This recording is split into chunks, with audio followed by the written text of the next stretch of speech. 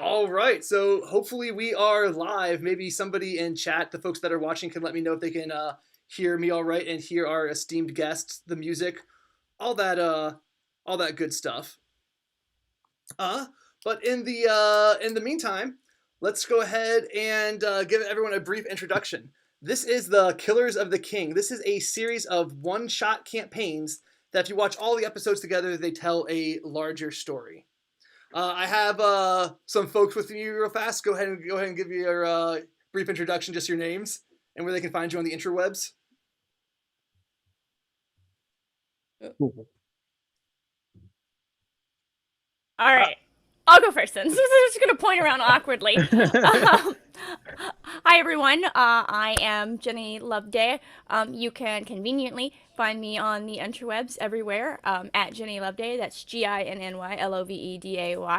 I do a lot of 5th edition tabletop design work, and I've got a Twitch channel, and I co-host a podcast, and do some conventions and stuff and things. I'm just gonna pass it to the next person here. Caleb, you're below me. Hello, my name is Caleb, and I run the Blandco channel on YouTube and also various other places on the internet, also under the name Blandco. Glad to be here. Hi, my name is Ramel Jackson, and I do D&D character optimization. You can find me at Gin of Coolness, JINOFCOOLNES, at substack.com. And hello, I'm Luna. I'm from Australia, and I make very silly videos about D&D for YouTube. You can find me under my internet handle, which is LuBuffin. Yeah. All right. So without further ado, let's go ahead and jump into this adventure. The king is dead. 3 years ago, a cult called the Gnostics, who claimed to know the secret truth of the White Church, took over the capital city of Mare Lorraine. They threw out the leadership of the church and the royal house that supported it. They put the king on a sham trial, and after he was found guilty, they cut off his head. Now the queen has been restored to power after a second civil war, and she wants revenge. You are a team of now elite bounty hunters. You have worked your way up through the ranks, bringing the regicides to justice. You have brought in a prison guard. You brought in a lawyer. You brought in someone who financed the revolution. And then you also brought in the one who actually cut off the king's head. With such a claim, you got on a secret mission, and now you have learned a teleportation sigil that will take you to the Gnostics' headquarters on the far side of the world. So impressed with your progress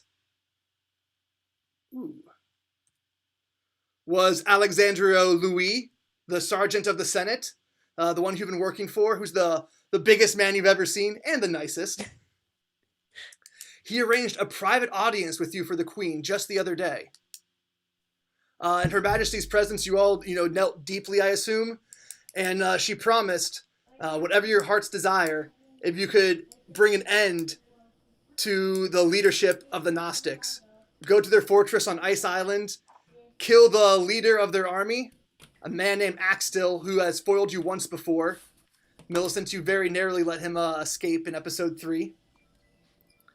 And also in the Ice Island fortress, you believe is their lead cleric, a half-giant called Peter the Huge, who is responsible for this insanity.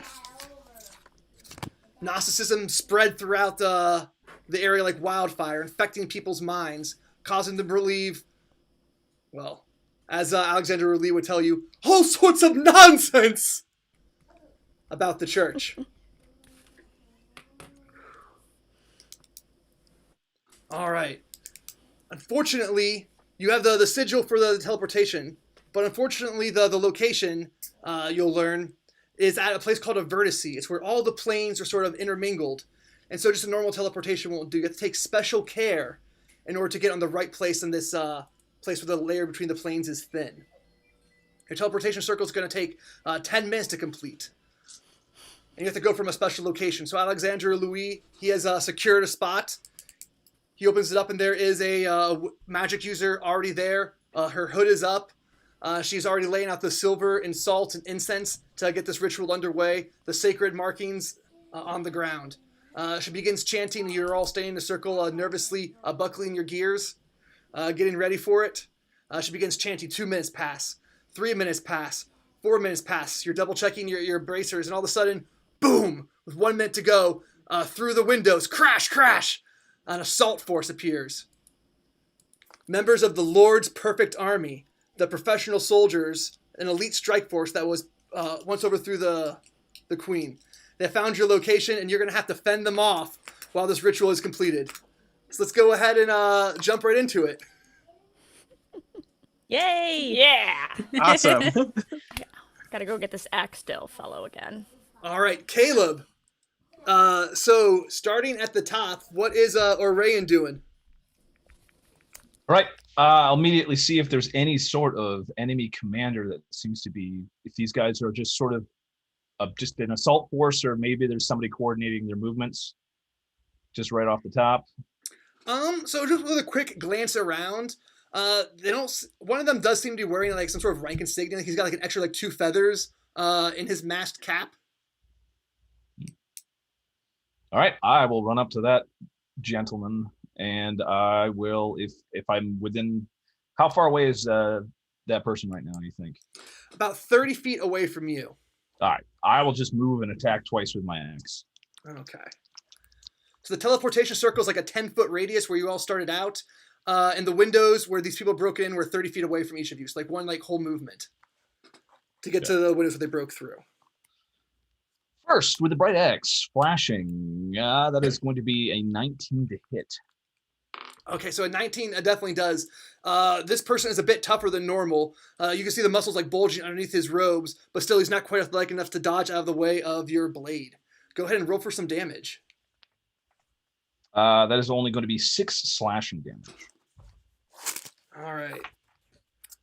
So 6 slashing damage, and as the blue glowing axe sort of like slices through his robes, you see little tattered pieces of paper sort of like spiral off and go down to the floor. Oh man, we have a whole bunch of people. Johanna, she played a while ago. She played Millicent. We got Beldspar, Dungeon Masterpiece, a fantastic new YouTube channel. Think DMs in the chat. Oh man, this is getting great. If we get 11 more viewers, you're all going to get a bonus item that you desperately will need. Awesome. Yeah. So hopefully Hope will show up. All right. So Millicent, 30 feet away. My second attack. Oh yeah, you got a second attack. Go for it. Second attack. That is definitely a miss. That's only going to be a 7 to hit. Yes. So a 7. The second time he sees the axe coming, and he manages to take a step backwards. All right. I lock up and I just say, maybe 3 feathers. And that's all. Excellent. All right, so Millicent, as the glowing runes underneath your feet grow a little bit warm, 30 feet away, there's broken windows and cultists just pouring in. Not just any like rando crazies though, like dedicated people with armor and weapons who seem hell-bent on stopping you from getting there. Yeah, I'm just not a big fan of that. Millicent's gonna call upon let's see, her runic voices here. And for the first one, I'm gonna use my power strike. And let's see, so that is gonna be pretty terrible. Well, no, that's a 15. On my ranged. Yeah, a 15 will definitely hit one of the low-level cultists. Yeah, I'm gonna try to hold all these back so you can convince that feathery dude to actually be helpful. Oh goodness. Well, I'm trying my best anyways. So that's only gonna be 9 damage to him. So I'm gonna run in a little closer and let's see. I'm gonna do my eruption spell over, kind of try to center it up in the middle of that little mass of people to drop them again with the power eruption. I'm gonna need them all to make a dexterity save. So just like one side of the room, you're gonna create the eruption on. And try Yeah, to get just as many one side. cultists as you can. Yeah, gonna knock as many of them down so that they can. I mean, if my dice will agree with me. Anyways. So half so of them that's- passed and half of them failed. All right. Well, half of them will take a grand total of 6 force damage, as they're kind of, all thrown akimbo. Excellent. So one of them with that bludgeoning damage is knocked out on the floor. 3 other of them are struggling to get up, sort of pinned down to the ground from the gravity from the power well you just created. But behind you, folks are still rushing into the building from the other side. Blaze, facing that way, you see 6 cultists, weapons and armor drawn, masks tied around their face, weird Bible verses seem to be wrapped around their arms, charging your way. So I'm gonna look at them and kind of just smile, because you're far too close together. And I'm going to cast Fireball. Beautiful. I like your style. We're not in a library, so this is fine. Oh, we're not in the library. I was going to say, oh no. All right, so they all passed, unfortunately, but you can go ahead and still roll for damage, and they don't have that many hit points. Okay. Okay, so we're just going to roll with the D8. 8 D8s. So I rolled for 28 damage. 28 damage. All right.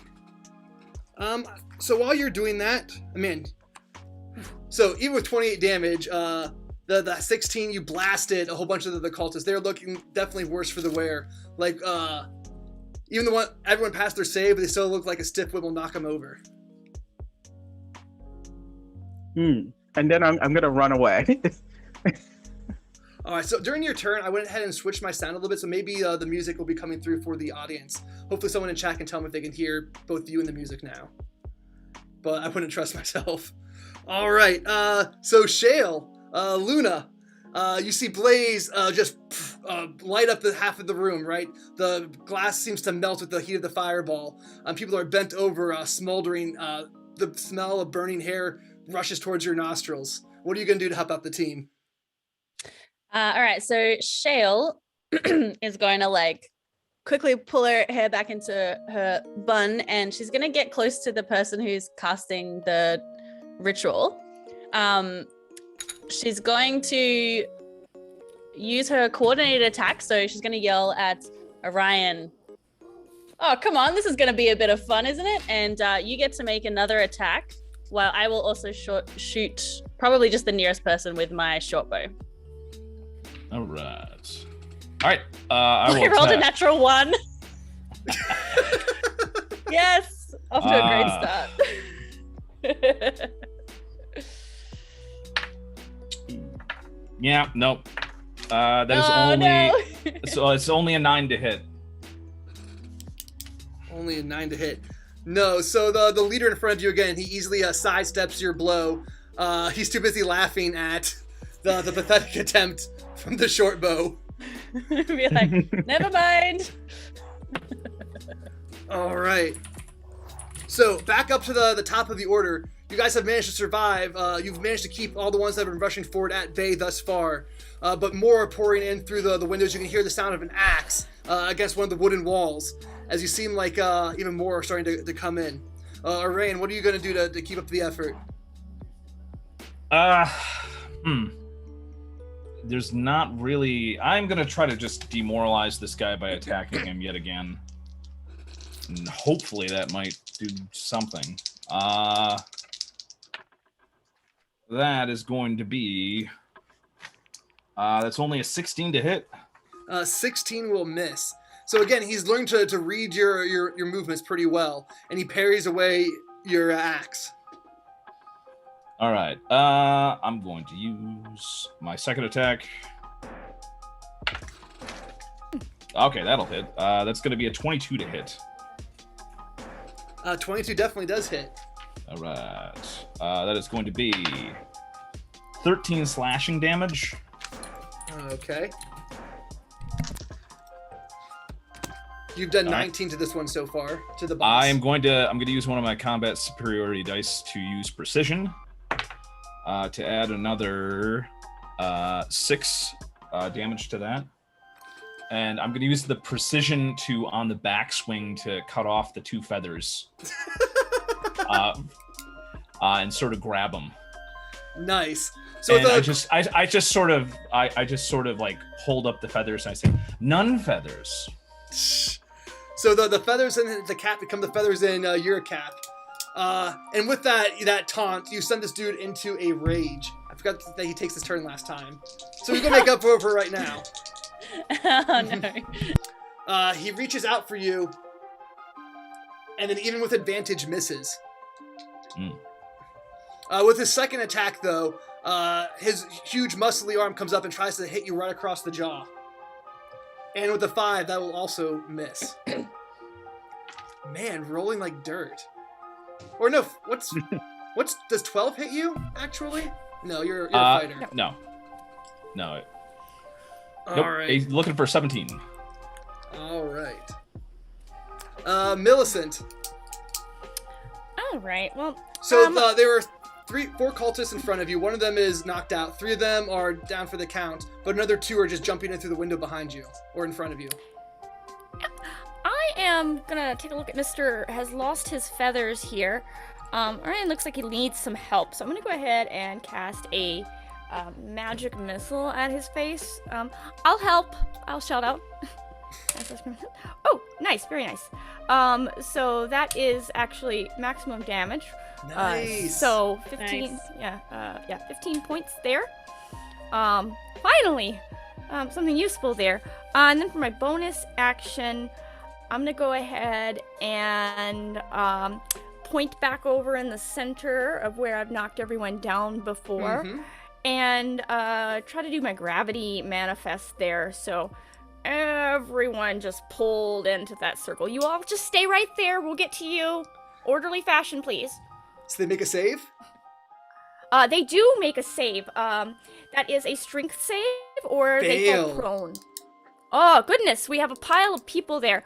So the ones you knocked prone get sucked in into this gravity well that you created, definitely holding them in place and preventing them from advancing. And the 2 that just came in through the window, they also failed. And so they too get sucked in. So you've managed to pin down one entire side of this warehouse that you're in. Nice. All right. Excellent. All right. So having regained himself, it's been a while since the Sergeant of the Senate has been in combat. He's an old man now. But still, he takes this opportunity. He rips off his shirt. Even though he's 50 years old, like, not an ounce of fat on him. He's like a 16-pack. Like, so I was going to do like a physiology study on him. It's so impressive. And with extreme gusto, he takes 2 bounding steps over to where Orion is, and he tries to grapple the person so he can get a clean hit with the bright axe. And he succeeds, and the now No Feathers is restrained by Alexandria Louis. Blaze, you look over at your shoulder and you see Alexandria leaping into action. But in front of you is the folks that you very badly burned, and they're all still alive, starting to come to their senses. And 4 more are just coming in through the window in front of you. So I'm gonna think deeply to myself and be like, what is the answer to everything? What is how do I solve this burning question? I'm sure we can find a book. Beating these guys. I think that answer is another fireball. I'm going to shoot another fireball at them. I mean, if it's better for them to be burning than me to be cold. So I'm going to hit them for 19 damage. Nice. All right, so the ones that you hit previously are now expired, right? The little Bible verses that were wrapped around their arms, they float up in like wispy bits of ash. Well, before by the not window, one to burn a book, but sometimes it happens. The ones who just came in, they were too busy like scrambling through the window, like you caught them like on their bellies. They had no chance to save, and they instantly expire in a blaze of glory. Speaking of that drum roll, I forgot to mention this. All of you on your character sheet have really corny catchphrases. And each time you say your catchphrase, you get an inspiration, which is like retroactive advantage. You can only have one inspiration at a time, so you might as well say your catchphrase, get the inspiration, use it, and then say the catchphrase again.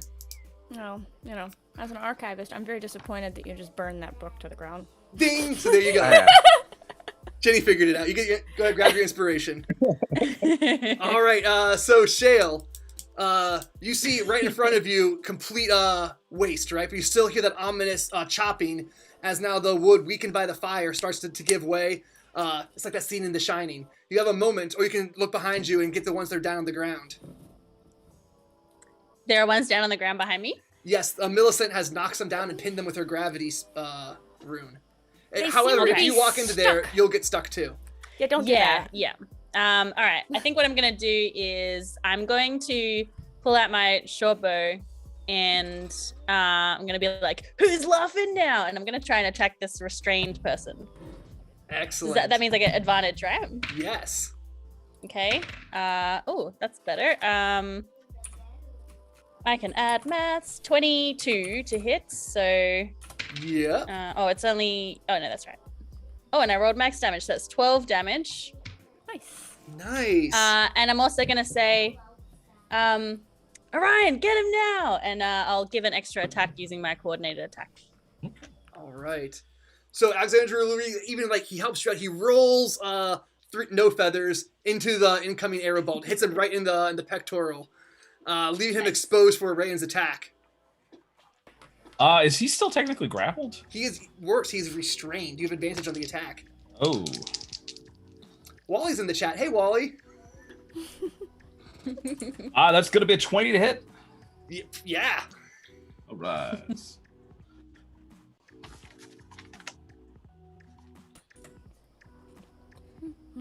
I look him right in the eye and I say very quietly, "Thank you, Shale." And I hit him for only 3 slashing. Okay. You have done 40 points of damage to this guy, and he looks like he's on death's door. Not only is no feathers has no feathers now, but he starts almost welcoming it. Right? He starts muttering under his breath that he wants to escape his flesh, and now is his moment of purity. Uh-oh. All right. So that was Shale's turn. Back up to Rayan. All right. I'll try to make this guy's wish come true. Wow. Okay. That's gonna be a 21 to hit. That will do it. That's a cocked dice. That's gonna be 6 slashing damage. All right. And with that, he sort of like mutters underneath his breath that he's gonna set you free too. As your axe like falls on him, right? It glows briefly as you take the life out of him, and as he expires, boom! His body explodes. Ooh. Oh no. Ooh. Yeah. Is this instantaneous or is there any? Is it just happens immediately? So his whole body turns white and then just explodes out. So pretty instantaneous. What did you plan on doing? I was actually gonna. I didn't know he was gonna explode. I was gonna actually try to use his. I was actually gonna use combat superiority to try to push his body in front of the door to try to like make kind of like a doorstop. Oh, okay. But if I would have seen him doing like that, I would have just kicked him towards some of the other mooks that are on the ground right now. Well, here let's split the difference. Let's say that your killing blow pushed him into the doorway and blew it up a little bit. Yeah. Okay. So when it gets explodes in the doorway, the people who were about to like push through, they got part of their arm blown away. But you still go ahead and make a dexterity saving throw. All right. And you too, Luna, because you were right there, right? Ooh. Oh, I Wow. used my short bow, so That's I'm right. still... Never mind. You're safe. Yeah. And we're I'm yeah. okay. Yeah. hanging back here. We're good, thank you. Wow. Yeah, that's a 25. All right. So you pass.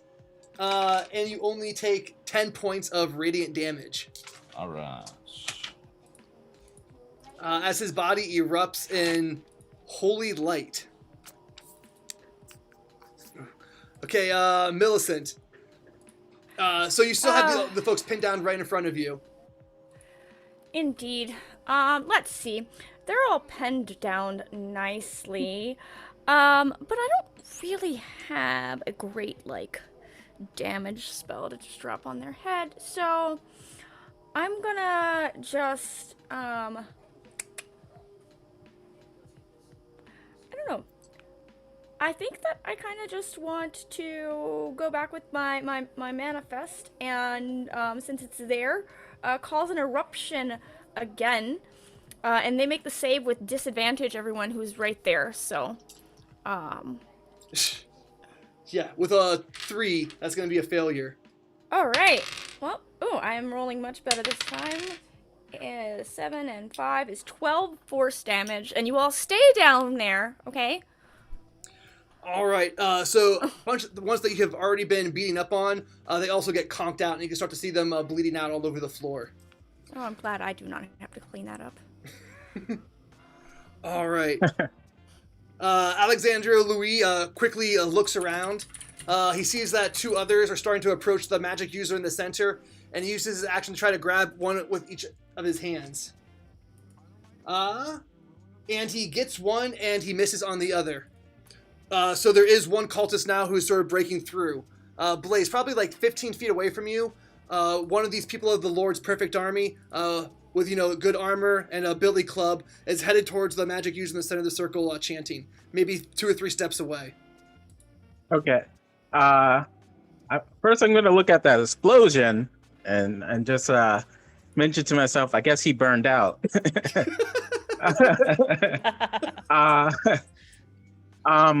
Let's see. What can I do? Should I stop him, or should I go for it? I think what I'm going to do is I'm going to cast the spell Web. I'm going to web him up. Nice. Oh, yeah. Good I call. like that. If it doesn't stop him, at least it's difficult terrain, so slow him down. 12. Is that a failure? Yeah, my save DC is 17. All right. So is he restrained or just has movement 0? What's the condition? He is restrained, and he is restrained, and he has to do a strength athletic check as an action to break out. Okay. Good to know. All right, Shale. So right where the hole where 3 feathers sort of blew up, you can see the arm of one person sort of got blown away and sort of melted away with the holy light. But poking the way through the other hole where the axe was a second ago, you start to see the face of a middle-aged woman, crazed look in her eyes as she comes through with a dagger and a twisted knife. Yikes. And this person is also webbed right in front of me, right? Because he's coming towards the Yes. spellcaster. Mm-hmm. Okay. All right. So I'm going to be I'm going to pull out my short bow again, and I'm going to try and hit him with advantage. Oh, it's 16 to hit. Yeah, 16 will hit. Yeah. And I get 11 points of damage. And who is closest to the person with the daggers? I would say Orayan is pretty close. Yeah. Yeah, let's try this. I'm going to, I don't know, yell something obnoxious towards her to kind of distract her, in that I'm giving the help action as a bonus action to Orayan. Nice. All right. And so, Orayan, it is your turn. Coming in through this wall, you see this a woman with a dagger and a twisted knife. Behind her, you see 2 other bodies. Behind you, you hear the magic user chanting, and her voice starting to fade out. You know that the spell is about to come to fruition. What are you doing? All right. The person with the daggers, I'm going to sheath the axe, get the 2 scimitars out, and try to attack the person with the daggers before they. Does it look like they're trying to throw a dagger, or they're just trying to run up and just try to stab the person? They're trying to get through the hole they created. Yeah. They might be. Okay. They could throw a dagger potentially, though. Yeah. All right. I will go and try to scimitar that person with advantage because of Shayla's spell. That's going to be a 26 to hit. Yeah, so her face is like leathery, and you can tell she's kind of old. She has trouble moving out of the way of your blade strike.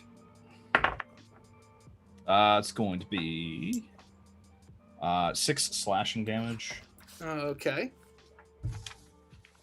And that's the second scimitar. That is going to be probably a miss, actually. That's only a 10 to hit. 10 definitely misses. So you All right. chop a bit of the wood away instead. All right. Could I use combat superiority for the first hit? Or did I need to say that? You probably should have done it ahead of time, but I'll let you do it right now if you want. All right. I'm just going to trip. You can trip her backwards. Yeah, I'm going to trip this old lady backwards. So it's an extra 7 damage. So strength save to try to avoid falling down. Nat 1. All right. Yeah, so she falls backwards into the bludgeoning man behind her. All right, Millicent. There are still like 2 cultists sort of in front of you, but they can't really get up. And across the warehouse, between past this magic user, everyone's trying to get in. Okay. So we're having difficulty getting in there. I don't know. I've been doing pretty well. But I need to knock some more people down. So, you said they're all kind of stuck behind this guy? There are the 3 that you have pinned down with your rune. And then on the far side of the warehouse, there are 2 people trying to get in. One of them just got knocked over. All right. So And there's the person restraining the web still. Yes. So the people restrained in that, I'm gonna go ahead and drop another eruption. If they're still restrained in my gravity well, then they have disadvantage again. Oh, even better. And they'll take 15 force damage if they fail that. Do they take damage on a success? Let's see. If affected, make the save with disadvantage. Reinforce. That was a bad question to ask because I just gave you like truncated version of the rules. Yeah, I was gonna say it doesn't say. Okay, hold on, real fast. Rune of Power erupts. No. Yep. So they succeed. Okay. So unfortunately, take 0 damage. That's fine. I still have a couple of let's see. You can do 2 runes in my action. So I am gonna go ahead then and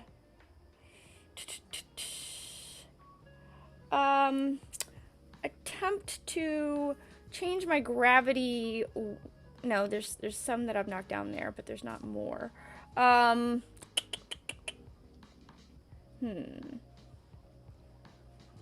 just gonna drop magical darkness right there on them with my. Very nice. Yeah. Yeah. So they'll hang out. And then for, so that was my runic flare. And then I don't think any of us have gotten damaged yet. No, I think everyone's okay. Liaris has actually got damage from the explosion a little bit. Okay. Do you want a little healing, perhaps? I don't think you'd be too noticeable, so. Okay. Well, then we shan't do that. Instead, I'll just turn, and go 30 feet in the direction. So I'm already, like, 30 feet back, so... Yes, you could run past the magic user to get closer to the action. No, I want to go towards the people coming in the other side of the warehouse. Yes, that way. Okay. Yes. And I don't think I can get within 30 feet of them, though. No, you can't get within 30 feet, but you can get close. Well, I'm just gonna run that way and hang out. Okay. So Alexandrio's turn. He walks up to the person in the webs, just uses them like a punching buggy, right? Just like pow pow. Yeah. And knocks him out cold. The person is in the webs, just like doing the head bob. All right, Blaze. So you still see 3 people like consumed. Oh, you no longer see them because they're consumed in magical darkness at the far side of the arena. And the person in the center who's casting the spell starts clapping her hands. You know that the ritual's just moments from completion.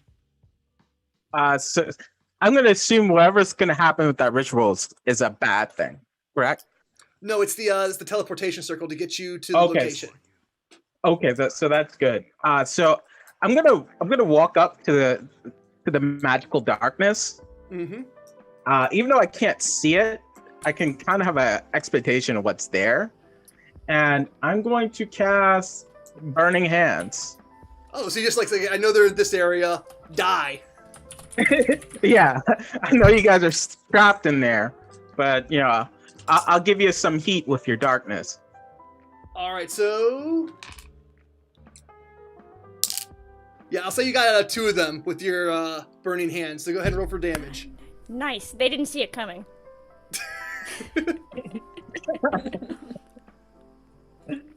1, 2, 3, 3d6.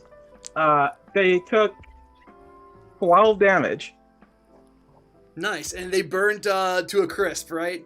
The same sort of thing. Your fire. It's kind of weird, like seeing the fire pass through the magical darkness. So just a little bit in this line, you can see the burns and the blistering and the life leave these people's eyes. Cool. And I'm gonna, if I have any more movement available, I'm gonna kind of move away because I don't know what this other person may be doing. All right, so you take a few I don't want to be steps. left. You take a few steps backwards towards the teleportation circle. Yeah, I don't want to be left cold. All right, Shale, you see that the old woman is starting to get back into her feet and like moving back her dagger to sort of throw it across the room, aiming at the magic user, who is now just saying, "Everyone, join hands quickly." What are you gonna do? Okay. I'm going to look to the woman, and my eyes are going to narrow, and I'm going to say, "My only regret is that we could not free your mind." And I'm going to, attack her with my short bow as I'm sort of like getting ready to join hands with everybody. Oh, I'm going to use my inspiration immediately. Oh fuck! Oh, sorry, I rolled the same roll twice. I rolled 2 3s. So yeah, I'm assuming that doesn't hit. That's a 9. So maybe there is just something in your heart that causes you to hesitate. Like maybe you don't deserve to die. Being part of that sickness once yourself. In either case, the arrow flies astray. Whoosh, that was a embeds warning itself. Yeah, in the wooden wall of the warehouse. Show that Let seemed this be a awfully lesson. merciful. We're not here for mercy. Everyone is redeemable. Yeah, and then I guess I will quickly go to join hands. Okay. And so with that, you guys have survived long enough, right? Everyone who is in the radius of the teleportation circle, you guys all join hands, poof, and you blink out. Excellent. Ooh. Whew, made it. That was tough. Yeah. Yeah, we blinked out, and hopefully we're blinking in where we intended. This was kind of a bit more of an ordeal than I was expecting. Yeah, it's quite a wildfire. Not a fan, typically. Well, all right. Oh man. So just one second here. I'm trying to pull something up.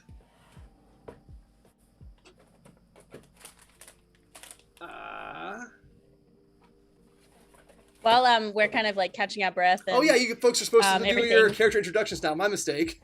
That's what's supposed to happen. You guys want to go down the line and say what characters you're playing and how you know each other? Well, I'm playing Shale, who is a gnome who's grappling with some past regrets, which are clearly have come out already. And Past regrets, what do you mean by that? Well, so she was involved in a certain organization, which she will not name at this time, that she regrets being a part of, which is why she's joined this team. And she's gonna be like, all right, look, I know that didn't really go to plan, but I know that like we're a team. And she's just kind of going to ramble into a bit of a inspirational speech so everyone gets 12 temporary hit points because I forgot to do that at the beginning of the game. How So, delightful. Nice. And I am playing Millicent, human, rune wielder, the archivist previously. Well, you know, for Blaze here. But, you know, that archive no longer exists. Unfortunately, though, I did manage to save a few things. And since then, while typically I'm not a big fan of redemption, Shale had already gotten a great measure of shame in her past by the time we met at the tavern, so I've been able to overlook that, and we've formed a pretty good friendship. You know, Shale helps me remember to stay back and get out of the dirt. It's just, yeah. And I don't know, Orion. I mean, we've met once or twice. Yeah. Okay. So Caleb, who are you playing? I'm playing Orion Liaris. He's a shade elf. He's wearing a hood. He is dressed in all the accoutrements of a hunter, but also heavily armed with many different weapons. He is a patron of the House of Brackenfield. And unfortunately, the House of Brackenfield is pretty much only one person right now. So he's really considering what's going on with his patronage, but he wants to help out, the great grandson Blaze in his journey, because it is pretty much the only thing he has going right now. We're gonna rebuild the archive, right? Maybe. Orion had a prophecy that he was supposed to slay a great monster. Yeah, Then, he has a great sense of shame that nothing has happened with that. well, Having trained last for week. So I forgot to update the character sheet. My mistake. Last session, the Gnostic summoned a dread angel, an angel of wrath, into the city that was to destroy it. And you and your team slew that beast and saved the city. Oh. Yeah. So that was fun. That's almost as it does Orion doesn't feel, he feels weird about that because it's like he did something great, but it's just like, was that the prophecy? He's not really sure. Yes. Excellent. And then Ravel. Oh, go ahead. Yeah, No, so I'm Blaze Brackenfield, or as some people call me, just Blaze.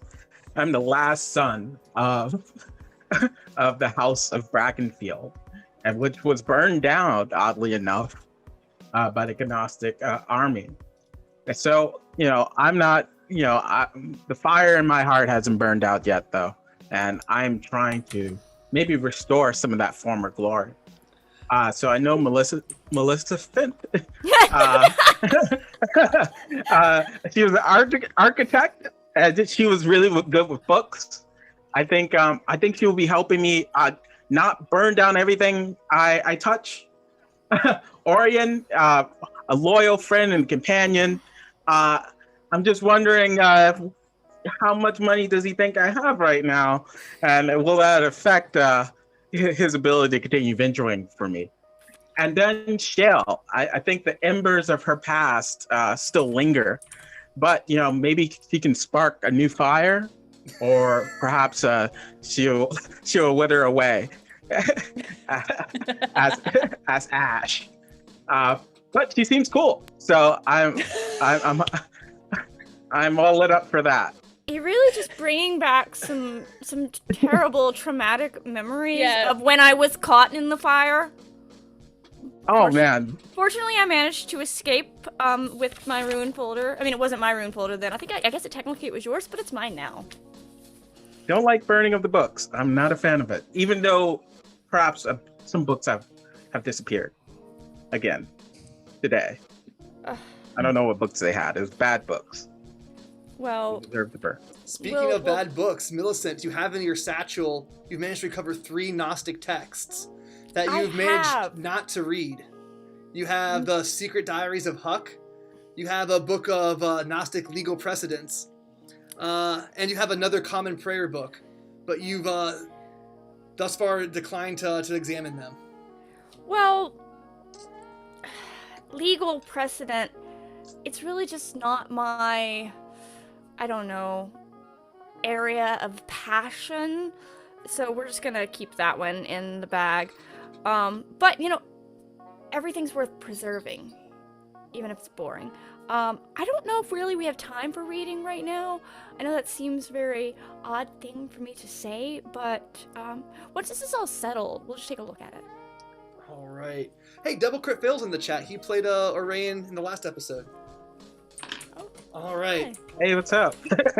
So as you guys pop out of the teleportation circle, you find a piece of box text by dScryb, our sponsor, link in the description. The air itself seems to freeze here. The ground beneath you is solid, blue-white ice, almost beautiful for not so hazardous. You struggle to find footing, but the harder you try, the more your lungs burn with the unnatural, otherworldly cold of this place. You see a I'm not happy. stalactites composed of ice clinging to the ceiling all around and then disappearing into the fog above. It's far too cold, even for snow. Approval. This place, the name, it works. Ice Island, and thus So Great. Pretty in- obviously named. I appreciate the obviousness of its title. names of Brackenfield. The fields that you came from weren't originally Bracken. This is a truthful name. Simplicity. It was a bit too obvious. I was hoping that it was not going to be ice because, well, I'm not exactly dressed appropriately for this. So, Blaze, in this instance, I'll welcome the fire. Yeah, me too. I wish we teleported to Summer's Isle, or perhaps Spring. But I guess we have to heat things up if it's too cold here. We don't see anyone as we arrive, though, correct? looking around, this place is abandoned. There is some structure as though it once were built of stone, but the proportions are enormous. There are pillars, the base of the column which comes up to your shoulders, and they tower far above. The steps are at your waist at least to get down. It looks like beneath you, the dais on which the teleportation circle was built, it's all crumbling. And then looking around, you can see that there is another like gateway, 40 feet tall, partially collapsed and filled with rock and ice. Why do I have a feeling we're supposed to go that way? I agree. I reckon we should just get on with it, shall we? And I'm just gonna start like walking over towards the gateway. Yeah, you can get on your merry way. Even for you as a gnome, you have to practically like get on your belly and like do like pull downs, like to get from stair to stair. Oh, there's only 5 of them, but still, it definitely wins you. Just super quickly, I'm going to convert some of my sorcery points into a 3rd level spell slot. All right. Good call. Spend 5 points. And I'm going to use Produce Flame because I'm not comfortable with the cold, and I'm going to continue onward as well. All right. Keep my body temperature going. Yeah, so moving your muscles, like it takes you a second to adjust. It's almost like the air itself is slapping you in the face with every step. But you can approach this this gateway. You can see that there was bits of a wall. You know, it's clearly carved out of the mountain face. And there is a open archway, or it was an open archway, but now it's filled with rock and ice. And part of the top of it has collapsed down as blocking off your progress. Do I see any writing upon the wall? Perhaps some indication of what may be beyond? If this is worthy of our time? All right. So looking at what languages do you speak?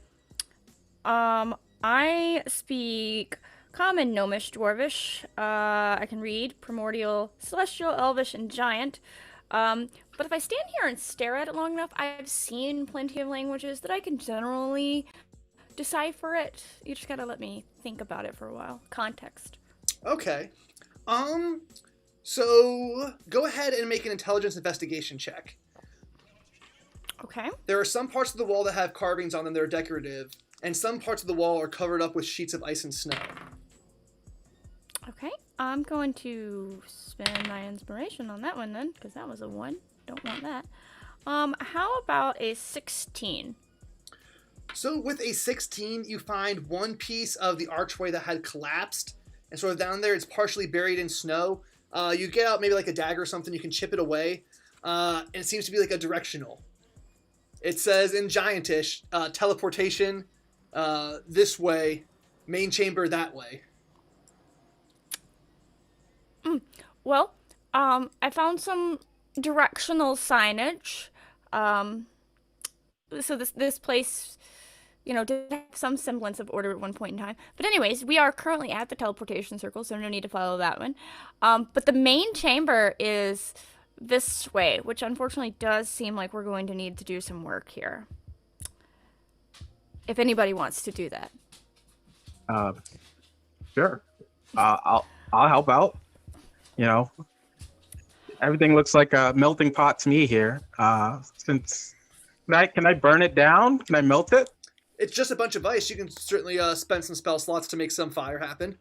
I hold up my hand for a second. Blaze, 1 second. Yeah, so go ahead. I very carefully just turn around. I just sort of I know my appearance disturbs other people, so I quickly take down my thing, and my furry ears go up as I attempt to listen beyond the thing to see if there's anybody beyond this area. Ooh, excellent. Go ahead and make a perception check with advantage. I got a 19 for that. So with a 19, all you hear beyond is the endless howl of wind as it rushes through the cavern. No noise, no creatures beyond. Blaze? So I guess I'm going to use my feature pyrokinesis. Pyrokinesis, yeah. Pyro. So after using the span that used to produce flame cantrip, I can unite objects on touch. So I'm just gonna touch it with my hands and burn my way through. Excellent. Okay. So it's definitely going to take you a second to do this. So while he's doing that, it's going to take maybe 10 minutes if you just pyrokinesising it out. What's everyone else doing for those 10 minutes? This is taking a long time. Well, he's not using a weapon though, so I guess I'm just gonna stare at you. Maybe chip away at it with my dagger a little bit half-heartedly. You just don't want to get too far away because he's so warm. Don't worry, Blaze, I'm helping. Yeah, it helps. While it's happening, I I kind of promise want to you. have a Oh, sorry. Oh, go ahead. I'm sorry. No, it's fine. I was just gonna say, while this is happening, I'll probably just have a little bit of a general look around elsewhere, just wander into whatever corners there are, and see if there's anything of interest. Yeah. You can go ahead and make an intelligence investigation check as you sort of mill around. Intelligence. Okay, that's also bad. 16.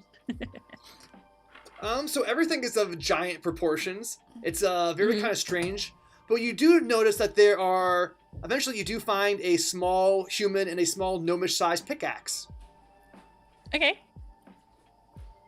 I'll grab those. How fortuitous. Yeah. All right, and Rain, what are you doing as Shale bounds across with her pickaxes that she found? Okay. I'm just going to attempt to keep watch. Sort of all right. Muttering a little bit as Shale just kind of wanders around, but then I just sort of kind of try to keep my eyes and ears open to see if there's anything that is attracted by the burning of the ice. All right. And so after, with your 19, you keep your ears peeled, even as Shale bounds across. And you guys can use the pickaxes to help Blaze out now? Instead of your little dagger? Yeah, I'll use the pickaxe. It is appropriate to use the right tool for the right job. All right. And so after a minute... Still seems like work. After a minute, you break through the archway, and you find yourself in a larger cavern.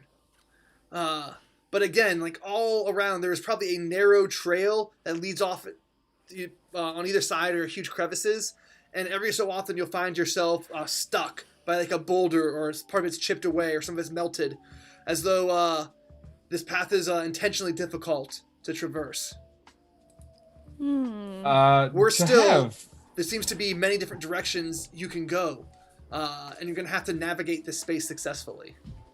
To be confused, wasn't the point of teleportation to get to where we need to be?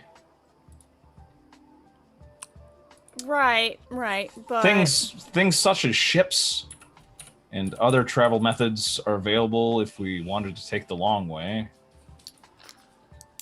So the reason you did not know where exactly on this place called Ice Island, which is, on the very far corner of the world, their headquarters was. You found in the archives of the White Church that this teleportation circle would lead you to their fortress on Ice Island. And lo and behold, you popped off in a teleportation circle. Well, at least we're here. But yeah, you definitely seems not to be an expedient way to get from here to wherever the people are lurking.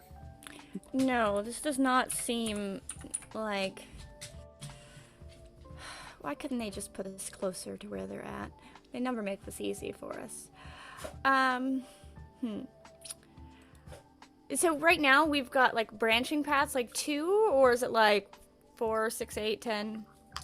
It's enough difficulty that we're going to have to do a skills challenge for you folks to navigate it. Okay. Oh, okay. All right. Well, I'm... skilled with calligraphy. So does anyone have a proficiency they want to use to try to help the team out to find their way through these caverns? Yeah, I've got investigation. Let me see what I have. I got perception. What would you listen for? Voices. I could probably see that it's difficult. I can perceive that. that's probably what I can do. I'm trying to look for, like, with my investigation, like signs of passage, like other people going. Yeah. So go ahead and make an intelligence investigation check. That's perfect. All right. Well, that's a 16. My dice so the DC is cursed. 15, so you passed, right? And what you notice with a 16 is that there's definitely like a well-worn path. Like every so often you'll see giant-sized markers, like cairns that point each way. They could have been stalactites, they're just so massive. But with your sharp eye, you notice the giant runes carved in them. Ooh, runes. However, I definitely noticed that. As you follow this path, it becomes more and more difficult, as though someone went out of their way to try to obscure it. Like where there would once be a bridge, it is cut. Where there's only a narrow part of a passage is blocked with ice and boulders that you have to climb over. Somebody did not want us here. So as Millicent can find the path that you need to take to get around, to get back to the main chamber, what are the rest of you doing to navigate this partially collapsed cavern? Okay, this is a little of a reach, maybe. Oh, let's hear it. I'm all about it. Is it because you're short? It's because you're short, isn't it? Yeah, I'm proficient in being short. Shale is a painter, and so like she always has her paints on her. She has a beautifully painted shield. It's kind of her like downtime hobby. If I go like ahead for a while, I don't know how well paint is gonna stick to ice, but maybe I could like mark out like dangerous parts or like mark the path so that the rest of the party can kind of successfully navigate by avoiding hazards. I like it. Like you're gonna like scout Safety ahead. signs, OH&S. Sounds great. Go ahead and go ahead and make a. Say this is an intelligence check, or just make it a wisdom check. You have to know which ones are the best spots to mark. All right, wisdom. Can I use proficiency with my painter's Yes, tools? absolutely. Painter's supplies? Yes. Okay. Yes. All right, that's good. 21. 21. Excellent. So you did a really good job. You're like, okay, these are big people. They're going to be especially slick here. They're going to be heavy on this spot that could cause it to collapse. So you can use your small frame to move over ice that would otherwise collapse and then mark sturdy spots for other people. So with a great job, you managed to point out some ways for people to get across some of these difficult areas. And in fact, dead ahead, we're going to interrupt our skills challenge for... Bum bum bum. Oh, books! I love books. Yeah, right along the trail, Millicent, you see an offshoot, a little alcove that has a broken down sled, like a sleigh to carry things across the ice. And inside the alcove, you see shelves and shelves. A lot of them are, well, go ahead and make a. Some of them are burnt. Some of them have some books on them, and on the floor there's lots of like miscellaneous pieces of paper that are covered with ice and water. Oh, but that's not. That's no way to care for your books. So I'm looking to see if anything looks terribly important or salvageable. So I guess that's another investigation. That's better. Well, I mean, slightly better. 17. Okay. Anything useful in this? So just flipping through the books, some of them appear to be. One thing that appears to be untouched is a ledger. Ooh. A ledger Always saying people's names, date departed, and payment records. And then diamond, and then a checkbox next to that. Oh, this looks to be some kind of, you know, when they've died and they've come back. Resurrection log. So that piece is absolutely untouched except for some scribbles in the margins in a red wax pen with important names underlined. Go ahead. Is anyone proficient in history? Yep. Yes. All right, so you guys I make should that- hope so. Yes. With all of these books I've read, should know a thing or two. I like lean over Millicent's shoulder, or under probably. I got a 14. All right. I'll assist you if I can. Yes, you can go ahead and assist. You can go ahead and make that roll with advantage. All right. Oh, me? Yeah. Yes, you. Oh, I rolled a natural one again. So 14. All right. So some names definitely jump out to you, including the names of noble families that are associated and allied with the Brackenfields. Their names are underlined here. Oh, Blaze, maybe you should look at this. Oh, so I'm gonna skedaddle over there and say, it's about me or my family. Well, tangentially, I believe these were associates of your family. Yeah, Good and it's associates or people who like destroyed Well- us. right there on the bottom of the list is the name of your grandfather, but his entry is blank. As though his name departed, but nothing next to the diamond. Oh man, what is my grandfather's name? I'm not sure. But that's at the almost at the very bottom of the ledger. Reginald. No. So Reginald Black and Black. Canon. It sounds like a very grandfatherish name. Yeah, that's good. I was like, what would old Reginald be doing here? Well,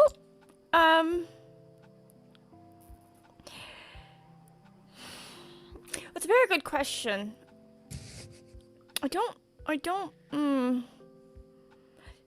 I'm hoping that this isn't, why they attacked. the estate. I hope your grandfather wasn't up to no good. Although the evidence seems, well, sparse, but yet damning. Either a death list, a list of traitors. Either way, no marks underneath the Count and the Countess. Yeah. So flipping back even further in the book, you see the earliest records of it. There is no diamond column. Oh, It's these just a people list- they just departed. Yeah, just a list of names. I feel like at some point, I mean, if my initial assumption was correct that this is some kind of resurrection list, that they didn't know how to bring people back, and then they learned, and that seems like a poor, well, not great for us. Yeah, within your memory, Millicent, you know that the White Church was bringing people back almost on demand. Anyone who wanted to could be brought back, and then all of a sudden they stopped being more and more selective with the resurrections. Yeah. Shale, do you remember why that was? Was there something that occurred, or? Yeah, Did a we- dark shadow will pass over her face. Do I have any insight into this? Ooh, so, you have a few pieces of insight, right? You will say that, well, let's say that last week you all learned on your mission that there was a person who was claiming that the White Church had their power to bring back the dead through demons. That was an archivist who said this, and not a Gnostic person. Well, I tend to believe them. That's what the Gnostics always claimed anyway, that the demons had the powers to bring back the dead, and the White Church was using it. And that's why the Gnostics came here in the first place, to destroy the demons. And end the White Church's power to keep people in their stupid bodies, to become free and pure once again. Well, maybe they were right. I guess we'll find out the truth now. Yeah. So all around this room, there were other books. So that was just the one ledger. There are other pieces of paper. Some of them are on the shelf. Some of them are burnt. Some of them are on the floor. And some of them are just covered with scribbles. The ledger is the one that seems to be the most preserved. So this ledger is obviously kind of newer and more preserved. Do there seem to be like similar listings that are older that go back even further, like perhaps before the White Church rose in power? Or does this ledger go back that far? Yeah, this ledger goes back at least a century. Okay. Well, a century's not that long. Very Right, Orion? It's not that long. Not that long at all. confusing. The green is above such matters of humanity, fecundity. Yeah. Blaze, no marks of diamonds are next to the Count or the Countess. So if this was some sort of proof that the enemy was keeping to go after what they perceived as people that had been resurrected, then, well, your family was targeted, even though that your Count and Countess that I knew were never resurrected, according to this record anyways. So... yeah, the ledger goes back 80 years, and then within the last 5 years is when the box for the diamond starts appearing. Well, I guess once we bump into someone, we'll figure out the answers. Yeah. Yeah. So kind of, skimming through the titles, or titles if they have them, but the other books, does there seem to be any common theme to it? Like a lot of the stuff about, undeath, or a lot of stuff about, I don't know, how to stage a coup? Okay, so Free staging 101. all right, Well, so A rebellion. looking through, there's nothing about staging a coup. There seems to Well, be a that's a lot good of religious texts. Like some of them have prayer books, and then look through the prayer books are all scribbled over with that red wax pen. And you're just flipping through real fast, not really looking at them. No, not really. So that's what you have, the first one, like prayer books. And then also on the floor that seems to be like burnt and destroyed. Go ahead and make an intelligence investigation check to see if you can parse out what was there. Yeah, with advantage as an archivist. Okay. Yeah, somebody took an awful lot of trouble to burn these. All right. That is a 21. All right, though, with a 21, you do all sorts of little tricks. Like you get into your pen, you got like a little vinegar, so you can make some other things appear heated up to sort of like draw out the iron from the pages. And you can like undo some of the damage here and really get a sense for what's going on. Okay. The piece of the paper that were burned seemed to be instructions for how to maintain some sort of magic circle. Well, so now they can't maintain it because they don't have the instructions, or and there's another one that describes a ritual, but the exact nature of the ritual, it's hard to make out except for it tears the veil. Well, this is definitely, well, in my opinion, heresy. We don't go messing with the natural order of things. Oh, goodness. I'm hoping that they've still forgotten how to do all of this. Otherwise, I feel like, we're walking into a bad time. There's another collection of books, which are partially destroyed and partially vandalized, which are just a collection of theology, like white church teachings and like writings of the saints, that sort of thing. Okay. You recognize that there is a copy of, the public the musings of Huck, and you have the secret musings of Huck, which is sort of the Gnostic counterpart to that book.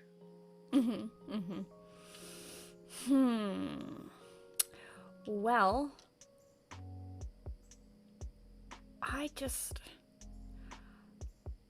there's definitely been, a lot of, I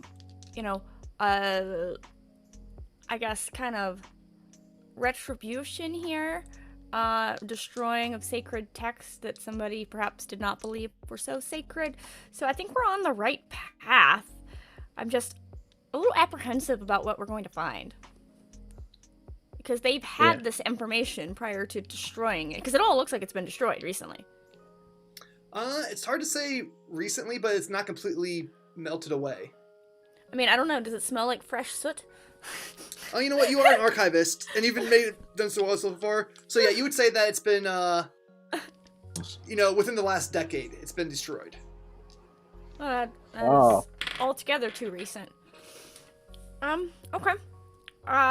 So anything else of interest here aside from these books that I've all discovered and kind of shared with everyone?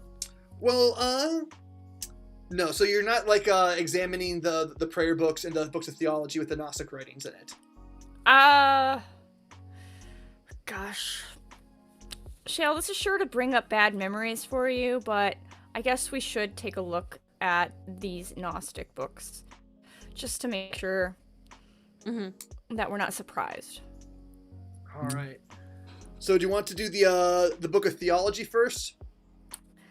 Yes. All right.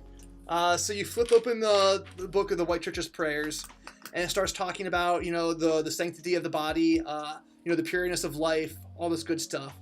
And then circled over it and written with the red pen are other things, claiming that the ability to have life is given by devils. The ability for the White Church to bring back people is powered by evil. Keeping people in their bodies is evil. Freeing people from their bodies is the way to go. Do you want to turn the page? Yes. Quickly. All right, so go ahead and make a charisma saving throw. Well, poo. Oh, excellent! I got an 18 on the die, so that's an 18! Nice. All right. I was real worried there. Yeah. So delving in deeper, it's a treatise on like the nature of good and evil. That the White Church complains that to be good is to do the right thing for the right reason. And that any action that propels the greater good will be okay. And that if you do good long enough, you can get redemption. And then over that is more scribbles, talking about how the church purposely maintains corruption, about how the church keeps people evil, makes things the evil so they can pay for penance. That if you keep telling people that they're doing wrong, they have to keep paying for other good things. Oh, I mean, very chilling.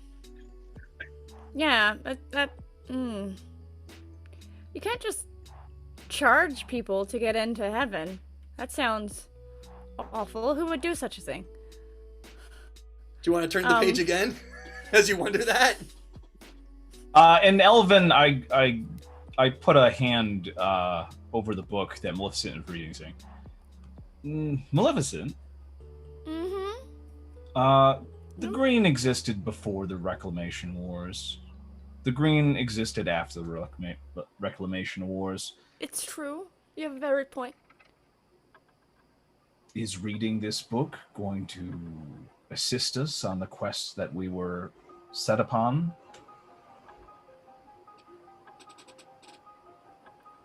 I don't think so.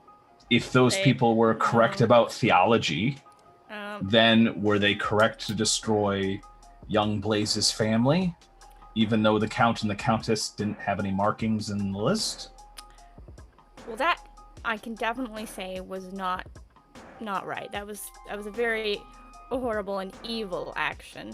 Not only did they destroy his presumably innocent family with, some... Yes. So perhaps we should... And perhaps we should consider the smaller evils before we contend with the larger ones. All right. Well, I'm gonna close the book and hand it to you, Blaze. Maybe you should put this away. Maybe later we burn this one. Perhaps. I feel really bad saying that. Wait. As an archivist, it really pains me to say that we should burn a book, but... Time and places for all things. Perhaps this is more the time for...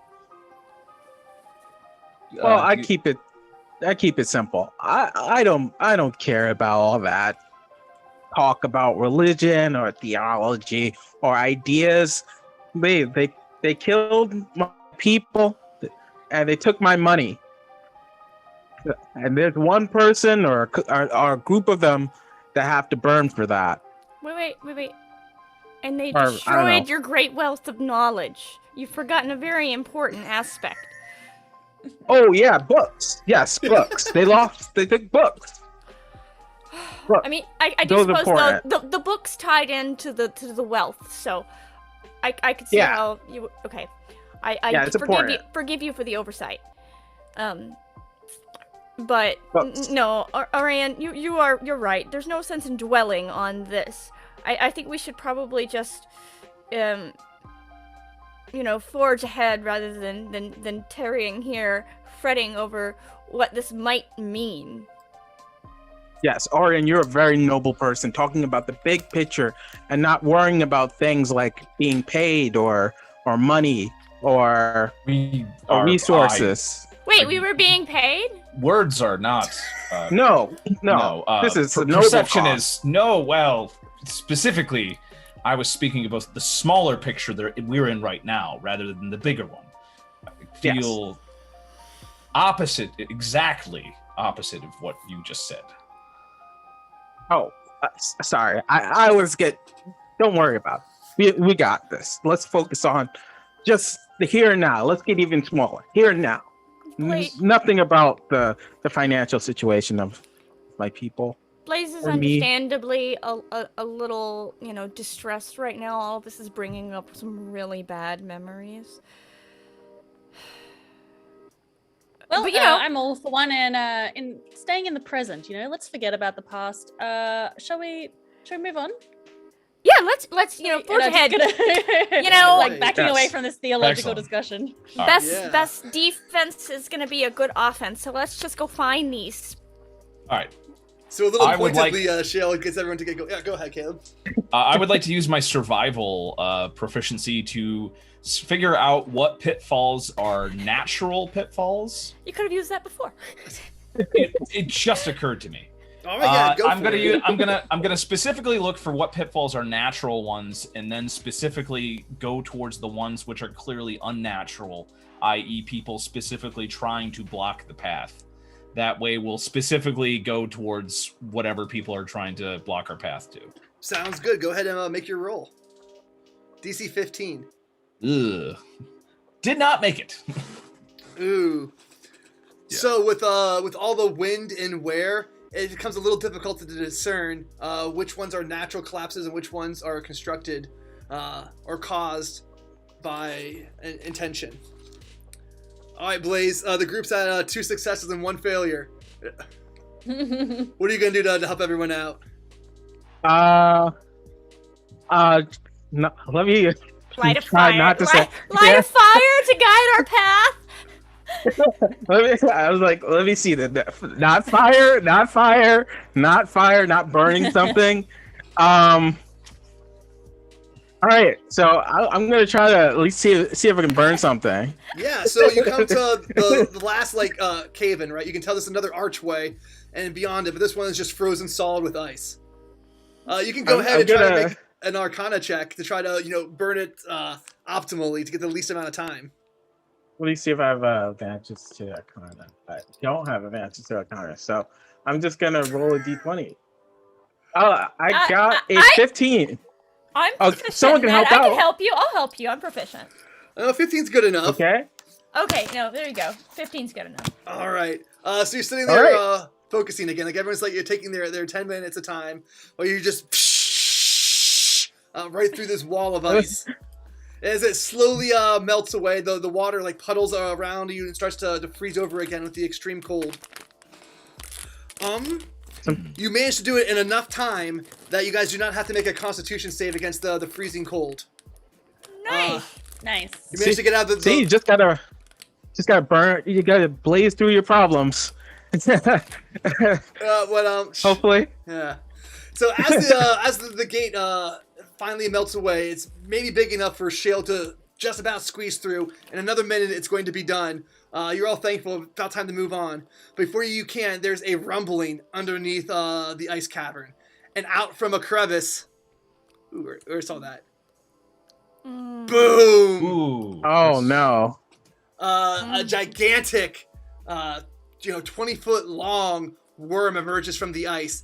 It flares out its hood and lets out an intimidating roar. Ooh. Ooh. Let's go ahead and roll initiative. Yeah. Alrighty. Let's. I got a Alright. 16 and my initiative is 2. So I got 18. 18 for Blaze. I am picking a new dice. Yeah. Yes, please. 13 for Millicent, and I am also picking a new die. 12 for Lars. Shout out to the 9 Google Dice for Roller.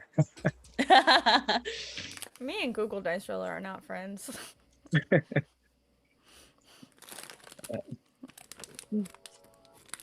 And can I turn to Orion? I'm gonna ask him, hey, how would you like to be a giant monkey? Is there something wrong with his normal appearance? What's Well, I? I can transform people into giant monkeys for a very short time. I think giant monkeys may be extremely effective. It's not fire. I don't know. It looks like it has fire, so I don't know if I should burn them. But giant monkeys is a good approach. Hmm. Is this a request? You do have to generally consent to being changed into a giant monkey. Or anyone else would like to be a giant monkey. Well, we're already monkeys, but even gianter than the monkey we are. You know, Certainly. All right, so Blaze, you're at Also the top check of the the chat order. for the stats. So I'm going to transform. I'm going to use polymorph on Orion, and I'm going to transform him into a giant ape. Yes. All right. Also, Arain. check the chat. I have the stats below. Right. Yeah. Yeah, you If go. that works. Arain. Yeah, so you go ape crazy, right? With a twist of Blaze's hand, all of a sudden you feel yourself grow. Your muscles explode. You feel yourself consumed with huge amounts of power. All right. A giant I'm gonna ape hide. stands there, looking like a little bit sheepish. I'm gonna As it's hide. just, I don't want yeah. to be Sheepish. a giant worm versus a giant ape. I mean, All right, you hold it down, and we'll you hold it down, and we'll not set you on fire. Right, Blaze? yes. No fireballs. Well, maybe. I'll try to dissuade Blaze from setting you on fire while you're an ape. Well, if I burn you as an ape, you won't be burned as a being. Yeah, but that doesn't mean you won't take it personally. That is true. All right, Arain. While they're debating whether or not they're gonna burn you to a crisp, what are you doing against this foe that has appeared from the icy crevice below? Oh, is it my turn already? Yes. Mm-hmm. All right. I will use my massive. Oh no, I'm sorry. It's Millicent's turn. She rolled a 13. Yeah. Okay. I'm sorry. Okay. Millicent then is gonna start by step 1. I'm gonna throw a magic missile at it. All right. Magic missile always hits. It does. So I feel pretty good about. I gotta throw my magic missile on the table there. Oh my goodness! I'm gonna keep this die. I also got maximum damage on my magic missile. This is magic missile die. Maximum damage. So then, as my bonus action, let's see. I use a voice. I'm going to use my runic manifest gravity to attempt to knock that bad boy prone. It's huge, so I don't think you're going to be able to. I don't know. It doesn't tell me. Okay, well, I'm not going to look it up because I don't really care. Okay. Strength saving throw. It got a 15. Yeah. Okay. You got a 15. Well, that is my spell save DC. All right, so it makes the save, and it's okay. Okay. I'm going to look it up then. Yeah. Oh, Okay. Hey, David. How you doing? All right. David's also a veteran of playing Millicent, I believe. Oh, nice. I'm trying to remember. Reading. All right, so now, Arayan, your turn. So with these 3 silvery darts, just shoot across the icy cavern and hit this thing. Pew, pew, pew. Doesn't even flinch. Okay. How far away is this thing from us right now? Maybe 20 feet. Okay. And this probably extends down to the crevice another 20 feet. Yeah. All right. So as a huge ape, he's gonna kind of jump off the wall of the ice cavern and just try to grapple this thing to the ground. It is He's larger, just gonna smaller. try to. Pardon? No, Oh, it is yeah. larger, smaller. All right. Yeah, so go ahead and try to... Ooh. All right. Get it. So melee attack, that is a +9 to a 15, so that's 24 to hit this thing. All right, so you hit. Yeah, so instead of doing damage, I'm going to attempt to grapple this thing. And so he, I believe that this has a... Is this a posed roll? You know, I always forget how grappling works. I think you just do a contest instead of hitting. That is correct. Yeah, so you got a 21. What do you get? Do we want to use my attack roll here? Yeah, use your I strength. think you use athletics, athletics. Yeah. Yeah. Well, I think it's going to be the same. Attack action to make a melee grasp if you're multiple times.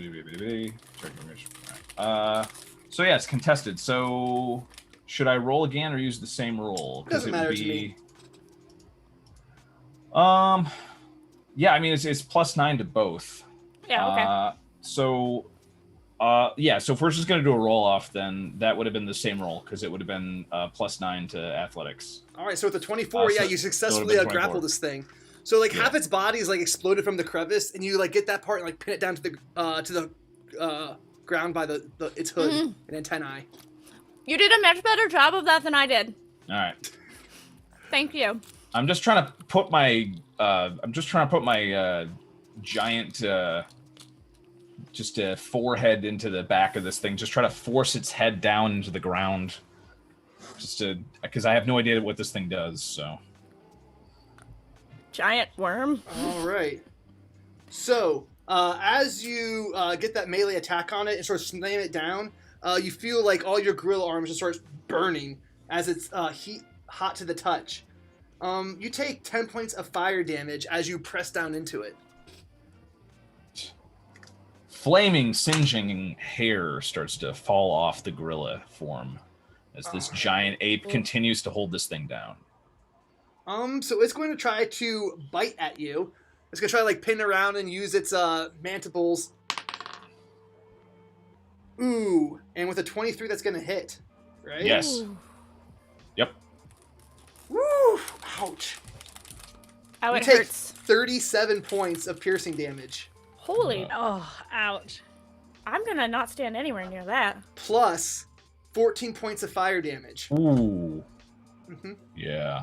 Mm-hmm. And in return, it grapples you. Oh no. You are grappling each other. Woohoo!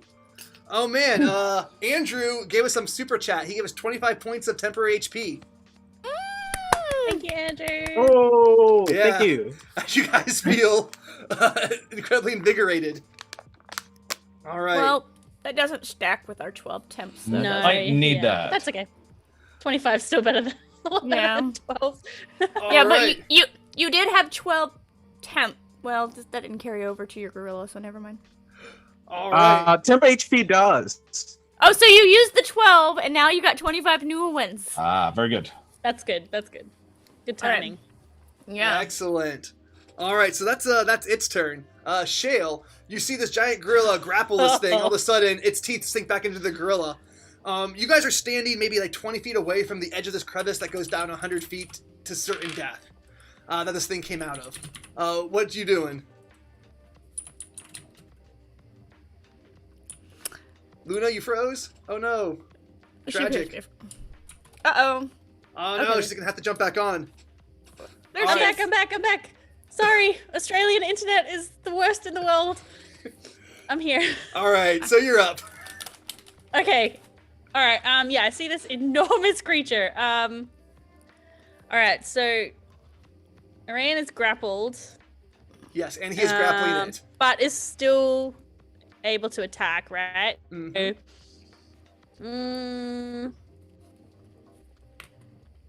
Although it looks like it's opening its mouth pretty wide. Yeah. It's just okay. Just not necessarily a lot I could do. What I might do actually is because he's grappled. I have a sweet mobility ability. All right, I think I'm just going to. Okay, make a decision. Make a decision. Make a decision. All right, I'm going to use the help action to grant advantage to the ape and a +3 to its next attack roll. Yeah, that's just what I'm gonna do and I'm gonna try and get as far away from this thing as possible. All right, so you want to run up to the melted doorway that you could probably shimmy underneath, or do you want to run back the way you came? I want to move forward. Yeah. Towards the edge of the crevice? Oh, I missed that. Sorry. All right, so you can move towards the edge of the crevice. You can move towards the melted doorway, which has a shale-sized hole, or you can run back the way you came. I'll move towards the doorway, but I won't go through it yet because I want to see what happens with. All right, you get about halfway to the doorway on your short legs as you walk over that way. Yeah. Okay. All right. So Blaze, So you're standing there. You see your friend grappling, wrestling with this thing at the very edge of this 100-foot cliff. It looks like this thing has already bitten his friend and is opening its mouth to swallow him whole. What are you gonna do? Oh man. I'm going to use. Well, dang, I don't really have anything to stop that. I'm gonna use firebolt. I'm just gonna shoot a firebolt All right, at the creature. go for it. Make an attack roll. Okay, so 1d20. So I got an 11, and my attack DC is, I think, 9. All right. Yep, that'll hit. Its AC is 17. 1-7. Okay, so it's either 18 or 19. So yeah, that'll hit. And so 2d10. I got a 6. I did 6 damage. And I'm going to hide. I'm just going to take cover somewhere. All right, so your firebolt goes across, hits it, doesn't even phase it, right? You can see the fire just reflects off of his heated body. Oh, so he's okay. Immune. Oh, no. Okay, cool. He's just immune to fire. Yeah. Awesome. Gonna make it easy on you folks. All right. So, Millicent, you see Blaze's face just absolutely go blank. Yep. Oof. Cool. Shayla scurrying towards the doorway, and the giant gorilla is wrestling this thing on the edge of a cliff. All right. So I'm gonna sidle over toward Blaze and hand him my dagger, which is marked with my rune of power. And then I'm gonna go ahead and use let's see. So I'm just gonna hand him that. I'm gonna upcast magic missile. Good call. Yeah. Let's get my trusty magic missile die out here. Oh, it's not as good that time. Let's see. 3 times 5 is it's still 15. All right, great work, me. Doesn't matter. I'm always gonna get 15. So that's my action. Then, as my bonus action, I'm going to use my voice to do the enhance. So on the dagger. So when the next strike of the weapon passes through all armor and defenses, and the target's AC becomes 10 plus their dexterity modifier for that attack. Awesome. And you also get an additional... so it's all force damage, and you get an additional 3d8 damage. It's just a dagger aside from that. So, d4 plus 3d8. Cool. And that's going to Arain, you said? No, Blaze. Blaze. Awesome. Blaze, who is suddenly like, I don't know how to damage this thing. I'm like, I got you, friend. Okay. Nice. Hey, awesome. You just have to get in dagger range because I'm not. Oh, well, I think I believe in you more than I believe in me. The good news, you can throw daggers. You just have to go fetch it. Oh. Okay, it's gonna go get a bed. All right. Easy. Just have Orion throw it back at you. Arain, so you are pressing like this thing's heated body into the ice, right? You can feel like burning on your skin. Its mouth is opening up, and its tongue is reaching out to suck you in. What are you doing? Oh no. All right. All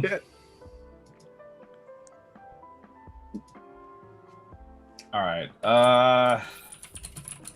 This is going very badly. I'm gonna have to try to do the Hail Mary here because I'm limited in what I can do. All right. So we're 15 feet away from the edge of the thing, right? Yes. All right. And I have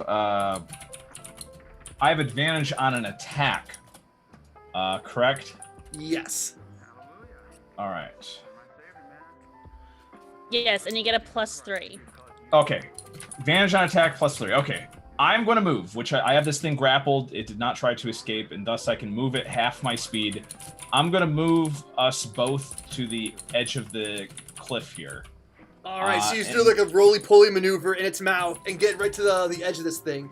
Half its body is still like clutching on the ice below but the rest of it is dangling right there on the ledge.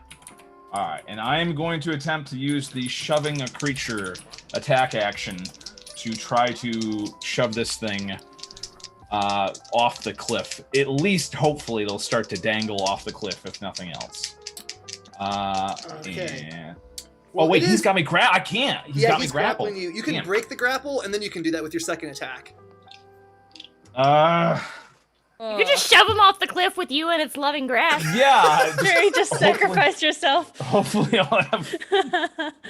Right? Oh, boy. Yeah, I would have to... I mean, I'm just going to start hitting this thing then. Realizing that I got to weaken this thing before I can do anything. So, first attack with advantage. Whoa! Hey! I got a nat 20 on that one. Yay! Yeah! Alright. So that's 6d10. Goodness. That's good. 11.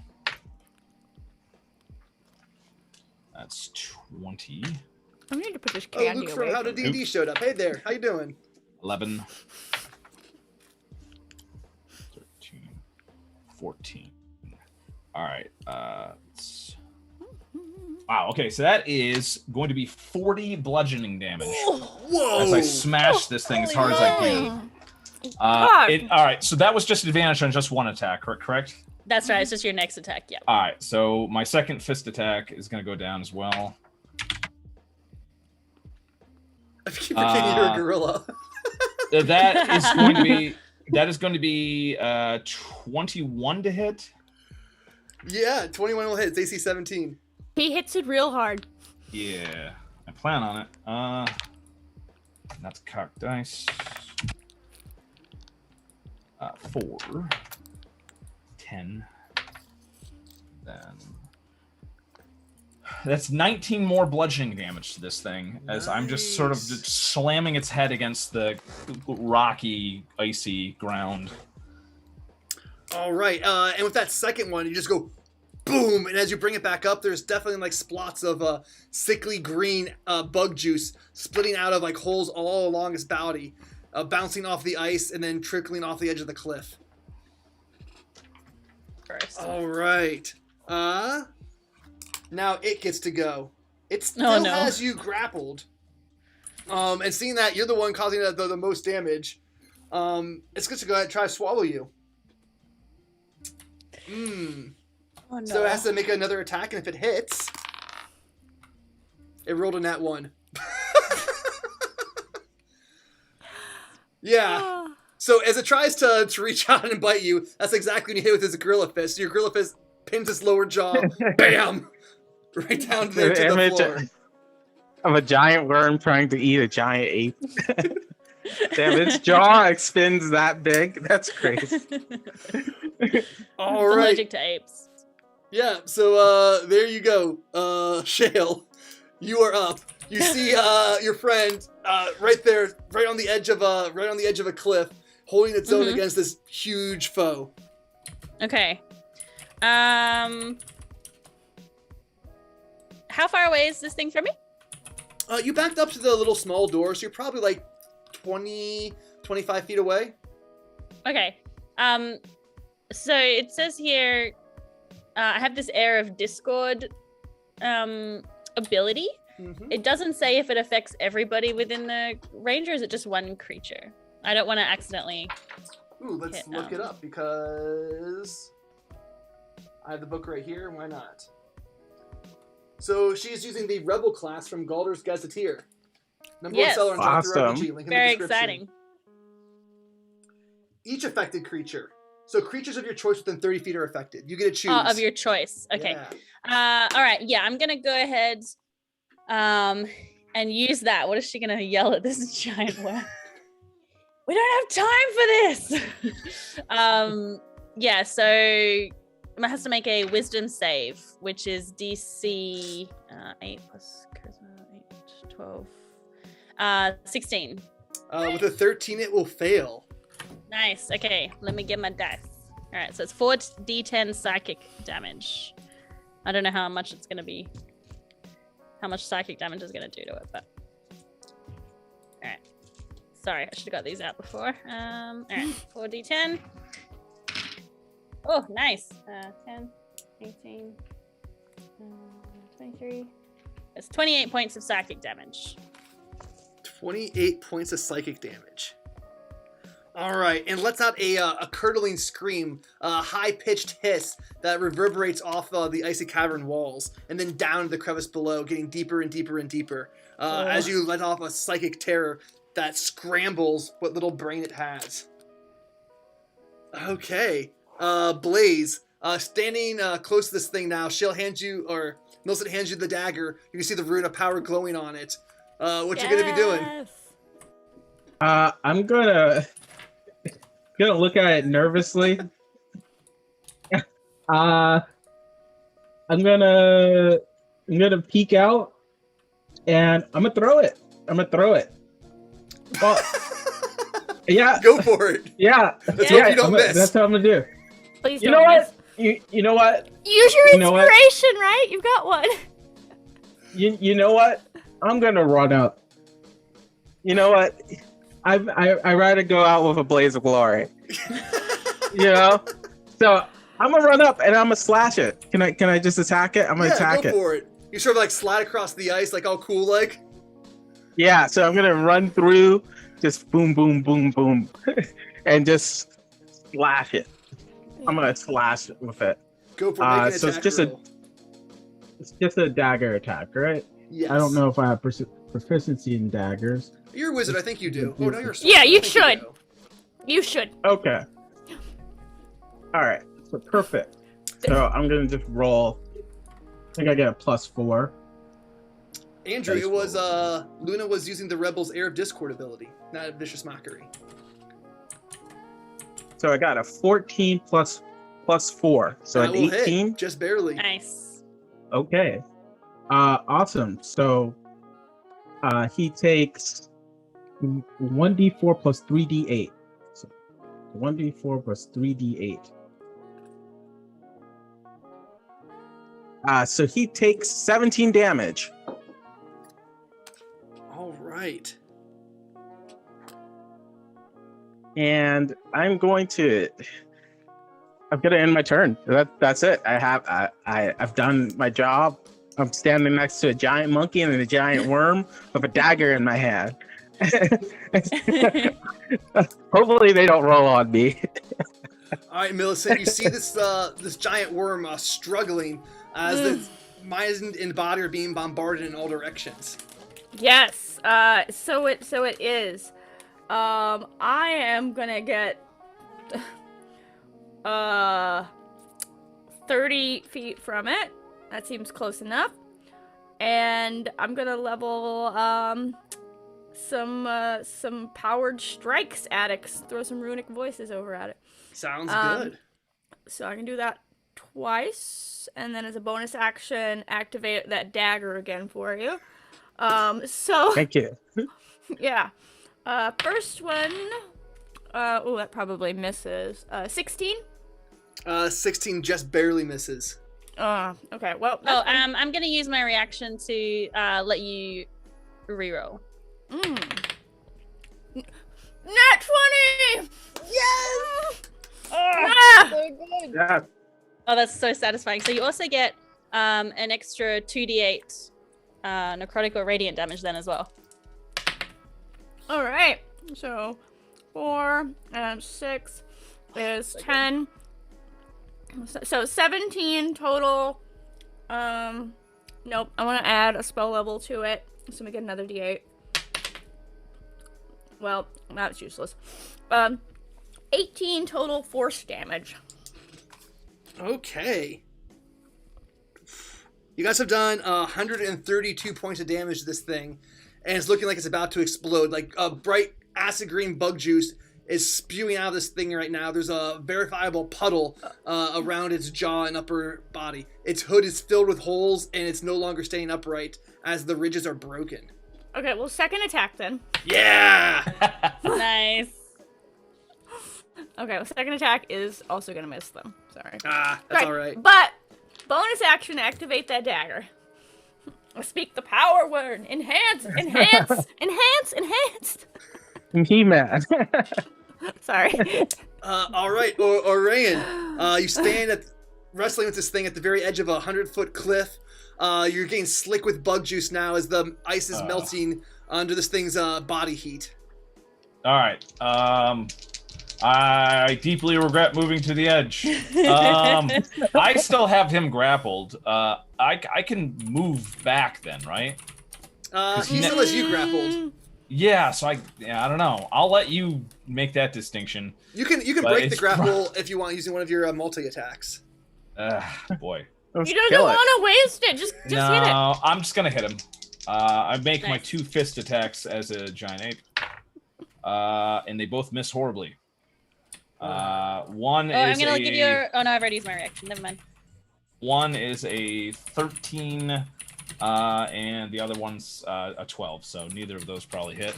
No, they both miss, unfortunately. As a giant ape, do I still have my combat valor? I think you become the creature, like you get those Yeah, stat blocks yeah. instead of yours. Okay, so I just kind of just go, and I still have this thing grappled. I'll keep my grapple on it. Yeah. All right, and now its turn. It is going to try to save its life desperately. It's going to let go of you, take the disengage action, and then slither back down the cliff. Are you going to let it go, or are you going to try to stop it? I mean, Shale. my choices are like, it's just gonna slither down the cliff, and I'm gonna be just grabbing on it, Yeah. and probably fall to my death because it's like covered in this slick juice. So Shale, you just see like the arch of its back as it starts to go down the crevice. What are you doing? Yeah, I'll fire an attack as it goes. Just With one my more for the short bow? road? Just one more for the road, you know? You gotta do it. Oh, that's good. That's a lot. 24.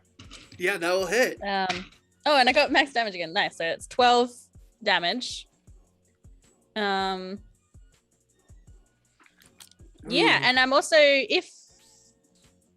Oh no, never mind. Nope, that's it. All right. So with 144 hit points depleted, this thing manages to get away and crawl back down into the icy depths. Oh, I'm sorry. Orion will get an attack because of my coordinated attack ability. yep. Go ahead. So if you want to make one more attack. Sure. I reach and I grab a giant rock that's encrusted with ice, and I will try to throw it at the retreating creature. It's 8 plus 9, so that's 17 to hit. 17 is the AC. All right. Woo. So I have 7d6. 8.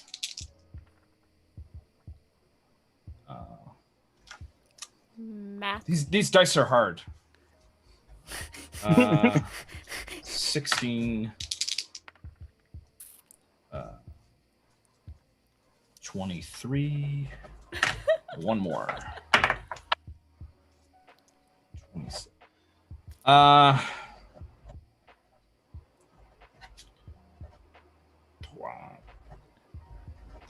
33 points of bludgeoning damage as I throw a massive rock at him.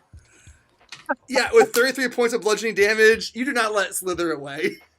Yeah. You throw the rock right through its body. You see it split in twain. Bug juice, interstitial fluid, veins go everywhere. This thing, and then silence. After a minute, thud, thud, thud, thud, thud, thud, echoes up from the bottom of the cavern. I do the classic get to my knees, and then as a giant ape, I just raise my fists in the air, just in silent victory for a couple seconds. Awesome. And that seems like a great place to take our break. Andrew, if you want to make another donation, I will give them the viewer incentive that we are missing. That would be extremely helpful in the final fight. But in the meantime, I think we're going to take a quick 10-minute break, 13-minute break. Chat, hope you'll stick around and bring your friends.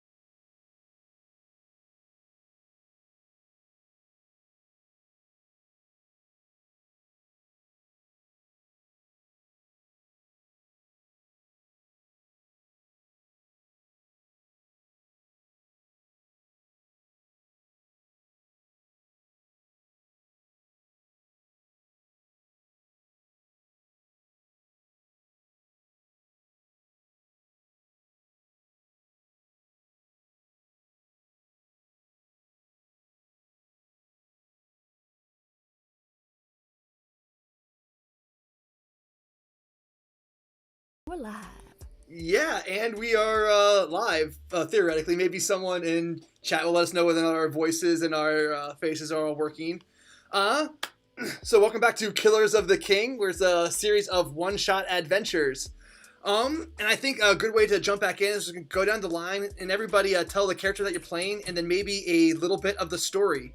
So Jenny, what's going on? Well, so far, we have. Yeah, who are you playing? How did the adventure start? Well, that's what I was starting with. Where we started. We started at the beginning, narrowly avoiding being wiped out as we try to teleport to an island to go kill some people, because that's, we're angry now. I'm playing Millicent, who is super duper angry that someone destroyed her archive, and as an archivist, she's wearing these dainty white gloves, so we're off to do some murdering without getting my hands dirty. So that brings us to the fact that I have just given my dagger to Blaze, because I'm not getting that dagger range. All right, so Ding, you went ahead and said your inspiration, not your catchphrase, so go ahead and grab your inspiration. Luna, who are you playing? So after you teleported and you fended off some assassins, who are you playing and what happened next? Yes, I'm playing Shale, who's a rebel gnome, and after that we kind of came to this incredibly icy area. Blaze was not about it, and we found a big gateway that we kind of melted away to continue through, and then we had to kind of traverse some very difficult terrain, all using our special skills to do so. Why was the terrain so difficult? Gateway. Because somebody had purposefully made it difficult. They'd cut away bridges and put pitfall traps and burned books. Yes, that's right. Yeah. So Caleb, go ahead and who are you playing and what happened? What's this book burning about? I am playing the Shade Elf Archer, Oran, which I cannot get that name right for whatever reason. Oran's fine, yeah. Oran. What is everybody else saying again? Oran. It's Oran, okay. Oran Liaris, and I am an incredibly proficient fighter, but we were, after we had found the area where people were burning books like crazy, there was perhaps some situations with some various texts which may or may not be horrible, evil texts, or perhaps simply texts that reveal an uncomfortable truth. Regardless, being the puncher that he is, he decided that we should press on from that scenario rather than try to look at the small picture, which is the group that destroyed the Bracken Fields is in this area. And that because he is definitely seen them as both a patron and his only connection to this world, he is going to tally on and try to finish this quest however he can. And then he got turned into I'll let somebody else tell that story. Yeah. So Ramel, bring us up to the present moment. After you left the alcove with the sled and the books that were partially destroyed and a ledger recording resurrections, what did you find? Well, so it seems like someone was trying to mess with my someone was trying to mess with my Uncle Reginald. I don't know how he was evolved. Again, like most people know about their grandparents' history, they don't know how they were evolved, but they were there. And from leaving there, we navigated through the different blocked off edges by maybe some shady group. We'll find out which. And we were attacked by a giant worm, which we proceeded to beat down with a fist of vengeance with angry apes and daggers and magic missiles. And now we hear a sound somehow. How did he get to be an ape? Oh, I turned him to one. Yeah. I asked, of course. You never polymorph without consent. Yeah, so after defeating this monster that was living in this cavernous structure on a place called Ice Island, you were melting down one door and hopefully beyond it, it will lead you closer to the regicides, the warlord Axtil, who led the army to overthrow the king, and then beyond that, Peter the Huge, the half-giant cleric who led the whole Gnostic cults into this terrible situation. Looks like you are just maybe 1,000 yards away from really delivering justice to these killers of the king. But first, Pressure. Rumbling from below. yeah, the rumbling from below was the body of the worm as it hit the cavern and echoed back up. Phew, thank God. A sigh of relief. Did you guys, are you taking a short rest right here, or are you going to continue melting the door right ahead of you, Blaze? I think we just forge ahead. I'll forge ahead. Unless you guys, no one took any damage, so Didn't I think Orion? I'm just gonna. I was gonna say, like, isn't Orion. Orion like falling over? Oh, sorry. As an ape, he took Right. damage. Oh, right. Orion was already damaged before that, and Orion is still damaged. Okay, well, we got some healing. Do you want some healing? He's not that damaged, and I think even though the ape form went around, he still has the 24 temp hit points, correct? 25. 25. So yeah, I mean basically Yeah, we're not that good. down enough. Yeah. Yeah. All We're right. good. Yeah. Let's go. All right, so Well- Blaze, maybe just for show, you take up this skull you took as a trophy and melt the wall through the eye sockets of it. Sure. There were candles here, so I'm just gonna keep burning. I'm just gonna, do what I do best. I got one job. My name is attached to this, so I have to do a good job burning things. So I'm just gonna show my prowess in burning and fire, and the different unique ways to burn things: slow burns, fast burns, sparks, other little tricks. Go ahead and make that, a dexterity pyromantic. check as you melt away this ice. Maybe you can carve a swan or something. Okay, let's do it. So I rolled a 10 plus 2. A 12? Maybe it's a duck. 12. Yes. Yes. Yeah, so your it firework was- is good. Your ice work, not so much, maybe. It burned. It burned too quickly. That's my excuse.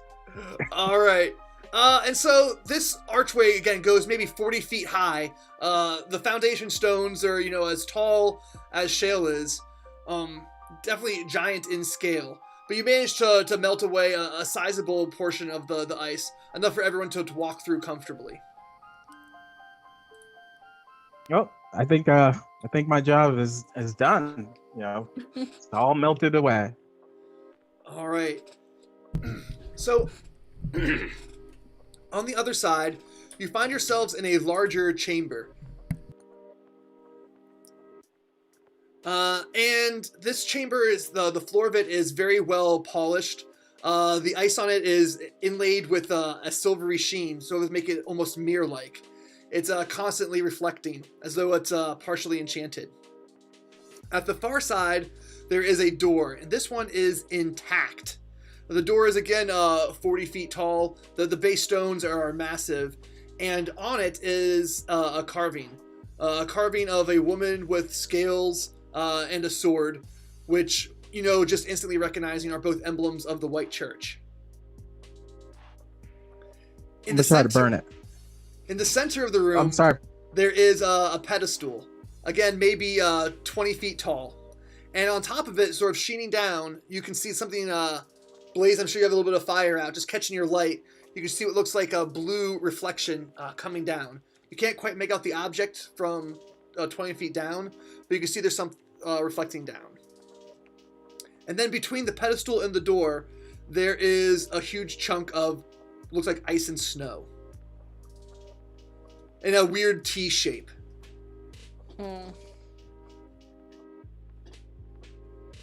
So we have massive door that's closed, carved with a signal of the White Church. We have big pedestal with something on top. And we have a block of ice, 5-6 feet tall, T shape. Between the pedestal and the door. I feel like the block of ice is... It's calling your name, Blaze. It says, Well, melt, yeah. melt me. I guess I'll try that. I'll try to see if I can melt it, or I'll try to melt it. Yeah, I'll just try to burn it. All right, so as you walk underneath the pedestal, you can sort of walk these floors, especially slippery and slick. The ice is like silvered on top to make it permanently, beautiful, but also very little friction. As you get closer to the T block of ice, you can see that's not actually just a block of ice, but there's a humanoid figure trapped inside. 5 feet tall. It's looking closer. It might be a gnome. Might be like a tall gnome, a halfling. Oh goodness. Shale, do Just you know completely Yeah, I was gonna encased say in that. like inches, like 3 or 4 inches of ice all the way around. them? Not that I'm implying that all gnomes know one another, Shale, but Shale, do you know them? Well, but maybe if it's someone to do with the Gnostic. So is there anyone I recognize from my previous history? So again, you walk over there, and yes, it is someone you recognize. Oh no. Oh. Yeah. So who is somebody that Shale would have a close relationship with? What's Maybe like a school friend that we kind of drifted apart. yeah. Well, you were drifting apart for a while until you found the truth. Yeah, that kind of brought us together. Yeah, once you got this idea, you started spreading it to her. Yeah. She sort of God, fell into the no. Gnosticism due to your influence. It was just so exciting. And gnomes are, typically very excitable, and you just had to share this great knowledge, or you just had to share the Yeah. truth once you found it. Oh no. I'm gonna turn to. I'm gonna say, we have to free her mind. Ding! Gonna grab the inspiration. Grab the inspirations. I'll take it. The inspiration vase, by the way. I will. Yeah, I guess I'll explain a bit about who this person is to everybody. Yeah, but very like hesitatingly, because obviously I'm ashamed of my part in what's happened. Well, maybe we could convince her to see the error of her ways as well. It worked for you. Maybe. She could be an unlikely ally, or if that doesn't work out, Blaze can set her on fire. Right. Okay, that's a I bad don't idea. really like either. All right. Generally, Yeah. Shale, Okay, bad idea. Speaking generally, do gnomes exist in ice while still living? That's a good point. I mean, I don't know. I suppose not. Seems odd that there's nobody else here. Yeah. Just this one person put in my path, seemingly on purpose by a. What a coincidence. Can I get a closer? Yeah, right. Can I get a closer look? Like, can I rub the ice away to see if there's like any sign of life or any idea of what this person was doing here? It looks like they were in the middle of maybe walking. Like the bottom is like, frozen in such a way that's kind of hard to peer through the glass or the ice. But the top part of them, like their faces, in the middle, like maybe speaking, like their hand is out gesturing. The other one is like casually by its side. Right, because it's not like they were running or something. Nope, looks like a casual photo got snapped and just froze them there. That's weird. Well, maybe if you can try and melt the ice without like burning them, we can see. But maybe everyone be on your guard. Yeah. I know from experience. The door was locked, right? So the door is shut. It is 40 feet tall, 20 feet wide. And the base stones all around have giant runes, or like Millicent would point that out easily, like they saw before, saying main chamber this way, prayer room here. We could try the doors before we free her, but I can free her now if you guys wish. I think Maybe probably... we could just try the top half. Would that work? So we could like. So talk to looking them at without the them. Oh, that's a good idea. so Yeah. the frieze of the door has the white church angel in the center of it, and then like halfway, like probably like on her just to the left of her hip, there is a socket, like an ice cream soup taken out of the stonework. Okay. Oh, this seems bad. It's a All bad right, sign. so I'll just burn the first half of her. So even if she's crazed, she'll still be stuck in stone. All right, so as you try to melt the ice like you did with the doorway, it doesn't seem to be working. Like each time you melt the ice, it just freezes back over again. Oh, okay. I'm assuming that's just your cantrip produce flame that you're doing. Yeah, it's pretty much that. Mm-hmm. I guess she's locked in here. Something's keeping her magically frozen. A curse, perhaps? Why would they freeze her if she was a part of this group, you know? Like, why is she out here? If was she trying to? Gosh, it just feels like a trap. Could be. Do I get any, do I know anything about what, like, her role might be? Or is it, like, because I've moved away from it, I don't know what it could be anymore? Go ahead and make go ahead and make an intelligence check. Try to remember what you about details about what she was talking about before you departed. Not an insight? You know, you can do insight instead. That will work. Yeah, give me that proficiency. Oh, I rolled a natural 1. That's my, like, 3rd or 4th one. No dice. No dice. Like she was It so is a new passionate, dice. she could have gone on to do do anything. Yeah. Okay. Maybe we could investigate a bit further. I don't know. Yeah, there's the pedestal behind you with something on top that was caught the light, and there's the door ahead and the mirrored surface of the floor.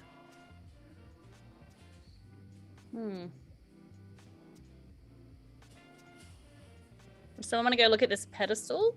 Looks like maybe there's something arcane about it. It is proportioned to be like if you were a giant, it would be a small stand, but you are not a giant, so it's very big. What? I can't see the top. Like it looks like about the size. Go ahead and make an intelligence roll. I'll help you out here. Yeah. Okay. Well, maybe I'll help you out. We'll see. We'll see what the dice say. 11. Yeah, it's about the size of like a giant's shelf.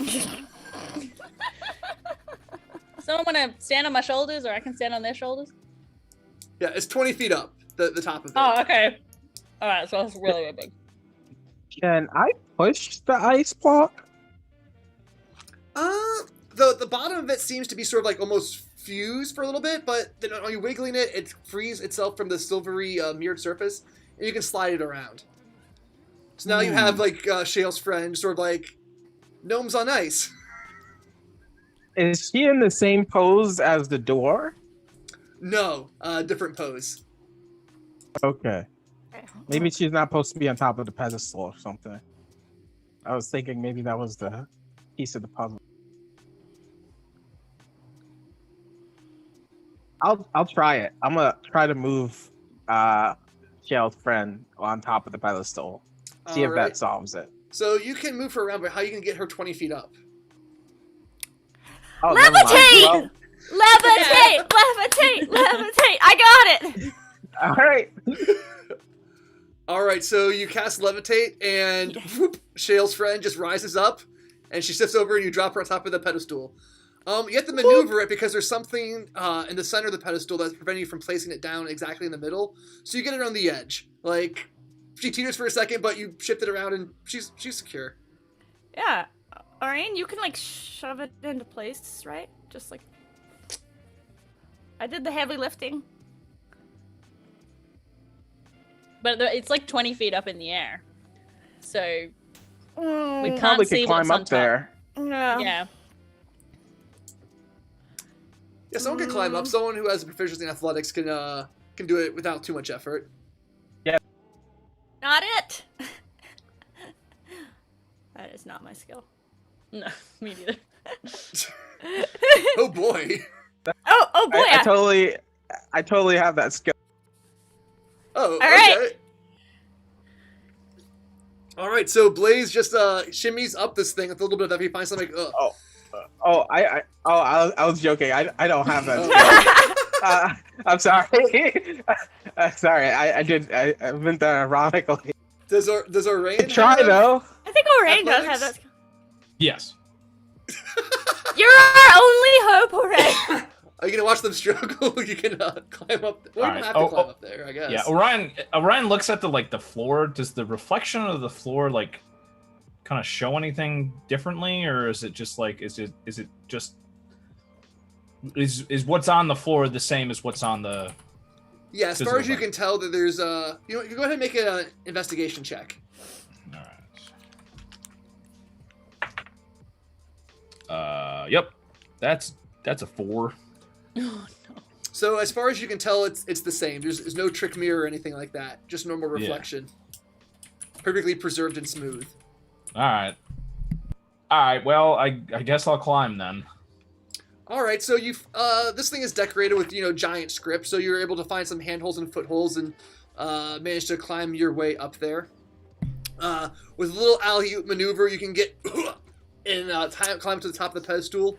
So now you're next to the frozen friend, and in the middle of this pedestal there is probably I don't know, maybe a little larger than a bowling ball, but a big, probably the size of like an exercise ball, blue glass sphere. Before he climbed up there, I probably should have read the pedestal, but now that he's up there, I'm gonna read the pedestal. It's not anything specific. It's just like decorative S's, pretty much. What are they in, like, middle school? You gotta draw the 6 lines. Yeah. All right. So you're on top of the pedestal. You see this big, 3-foot blue marble, and you see the frozen gnome friend. All right. So clearly because the gnome block of ice didn't fit on the pedestal, it means that it must be flat on the bottom. So don't know. I'm gonna get my rope out, secure it around the ice pedestal, and just let somebody else climb up here who knows about magical stuff, because I don't want to touch anything. You can figure that out. Maybe you can get a python out and nail it into the pedestal to secure the rope too, and then. No? I'm not. No. He's just putting it around his waist. Yeah, you can do that. Put it around your waist. Yeah. That's fine. Well, no. Okay. How big is the ice thing that the gnome is in? Like, how big around? I don't think that's a good idea. Oh, it's just gnome size. Like maybe 4 inches wider in each direction. No, that's fine. That's the best idea. No, I tie the rope. I tie the rope around the gnome, and then I throw the rope out there. Okay. Because if it's if I see it moving, I'm assuming most of these guys. I'm assuming one of the smaller ones is going to come up. If Blaze comes up and the block of ice starts moving around, I'll grab the rope. But all right, that sounds good. Or you could push her in the ice from here, because with 20 feet fall from a 20-foot fall, that ice is probably gonna break. No, I thought we wanted her in the pedestal. I didn't know if the pedestal idea worked. Yeah, if it doesn't work, then we push. There's something in the way right now. Is the problem? Oh, the thing in the way was the big blue marble. Yeah, I think the pedestal is holding the blue marble. The gnome probably is not gonna. Yeah, it tanked into it a little bit when you're trying to levitate it, but now it's just resting there. Oh, my fault. Sorry. Oh. No, it's worth a try. Wait, so okay, so everyone's been pushing around this frozen gnome, so I just kind of with one hand kind of push the frozen gnome a little bit. Is it like slick ice on the bottom, or is it just not? Oh, it's still levitating. Oh, it's still levitating. Okay, even okay, better. that makes sense. I'm holding it. All right. Concentrating here. All right, well, okay. I then just tie the rope on myself, and I say, Shale, you know about magical stuff? Millicent is probably a little better at that than I am. I don't know. Blaze is pretty good at it too. Yeah. Yeah. I can pull one of is it you about up. fire? I mean, if it's not about fire, I'm not sure how good it is. I just really need to know. Okay, if I'm coming up, like, how clean is your rope? My rope's immaculate. I'm gonna take a look at the rope. Is it indeed immaculate? It's hempen, so it's not really that immaculate. Oh goodness. All right, I'm gonna take my gloves off first. Put them in my pocket. And then I'll climb up the rope. All right, so you climb up the rope, and now there's a levitating gnome like a few inches off the ground, and you're on maybe a 7-8 foot across pedestal with a big blue marble in the middle of it. Do you think we should, Ariane, do you think we should, like, break this marble, shove this marble, drop the marble? That's probably a bad idea. Magical effect, and so... okay, alright. I don't know. Maybe it's just a big marble. Don't know. Let's see. I don't believe that I need to concentrate on this other spell. Let's see. Oh, it is a concentration spell. Okay. I'm gonna gently set the gnome up on the pedestal. And then I'd like to cast Detect Magic. All right, so you cast Detect Magic. Boom. The marble radiates magic. The little socket around the door radiates magic. And the ice around the gnome radiates magic. Is the socket around the door marble-sized? Yes. Son of a bitch. Alright. Who's catching this marble? Down there. Shale just has to back away. I guess I will.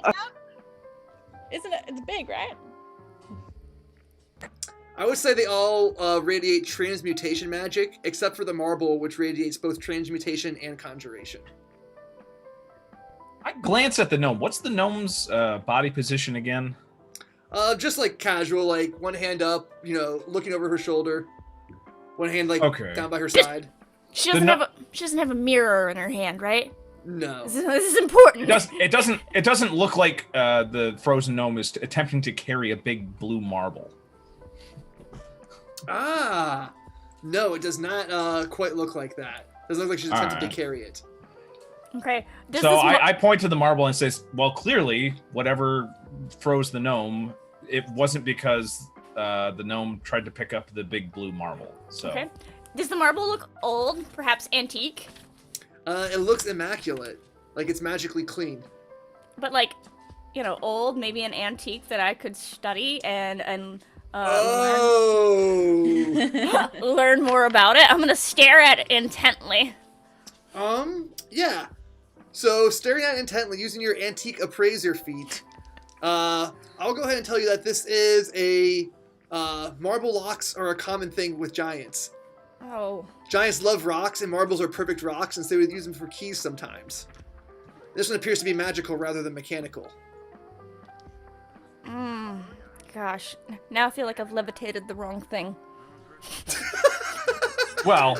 Good news!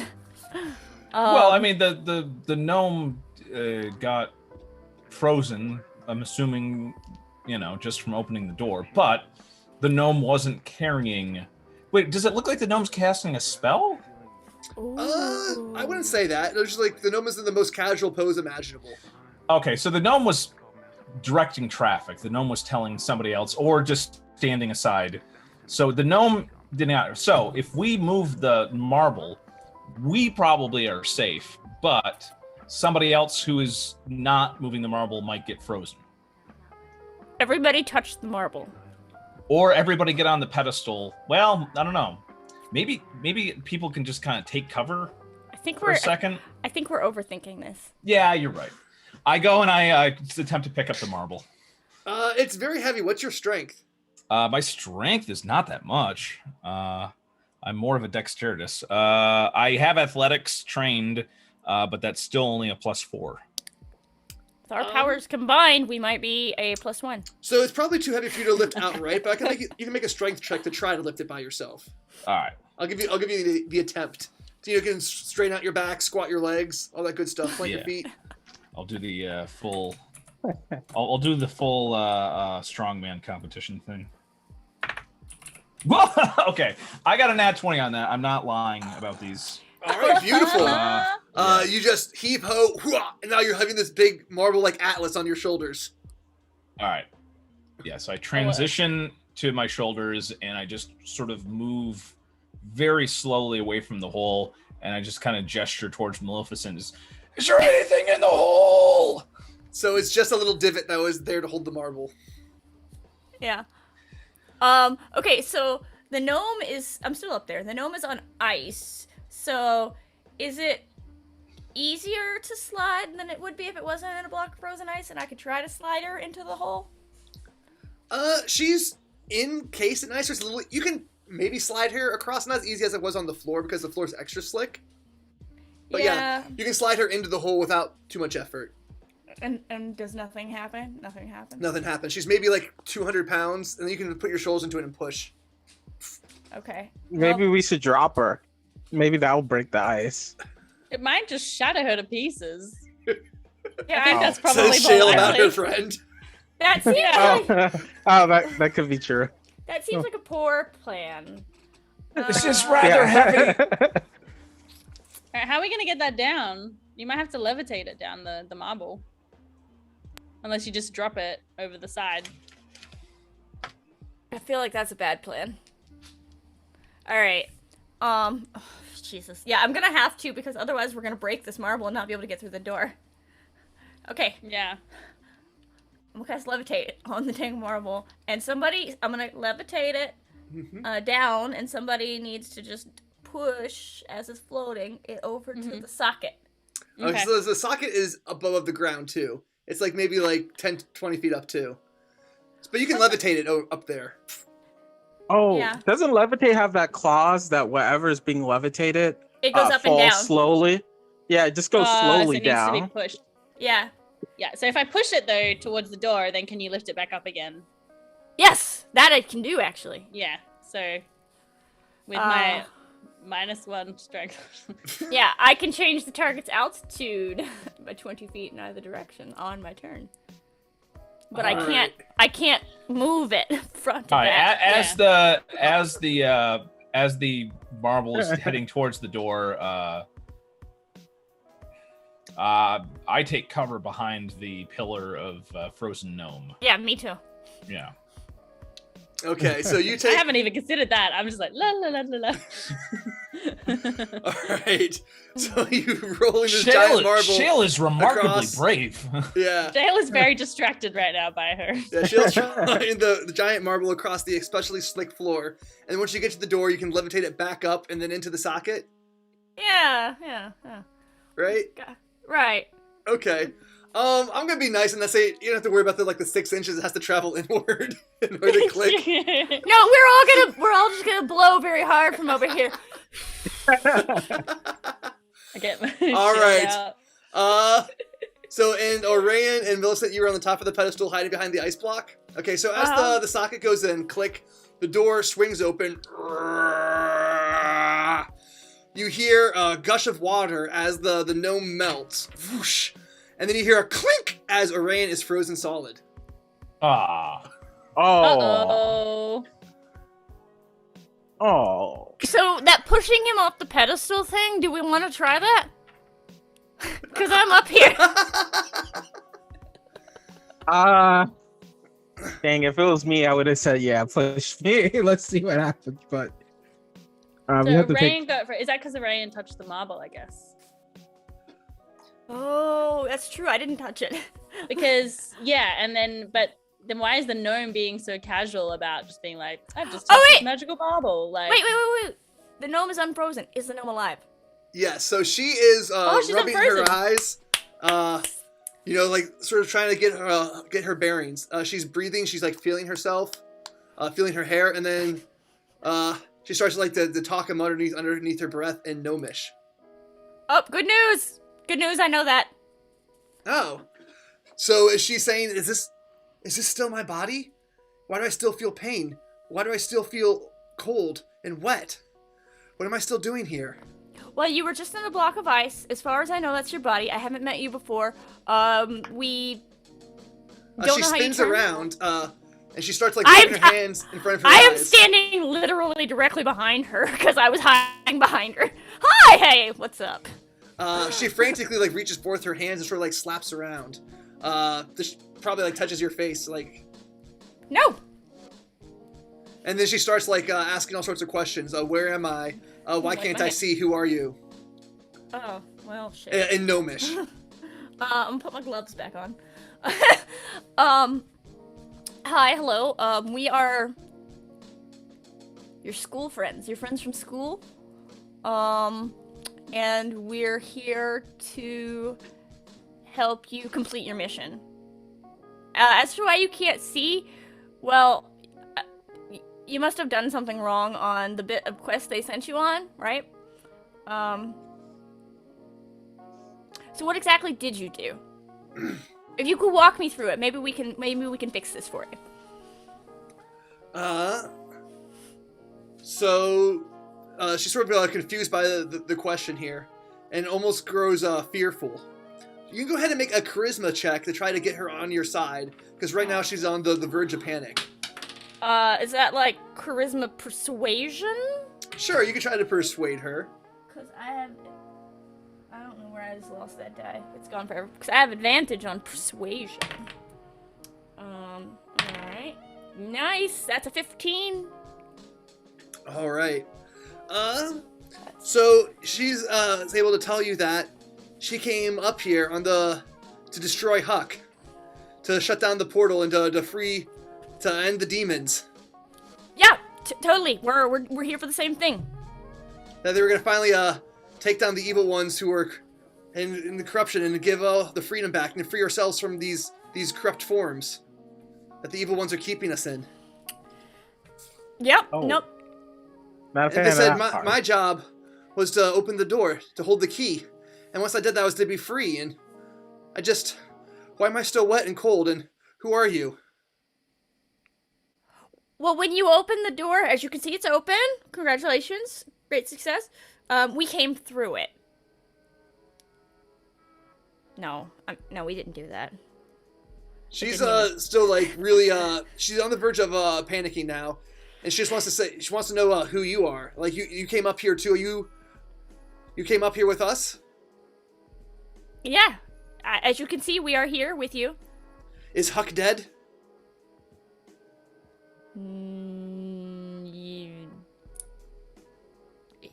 Do I know if Huck is dead?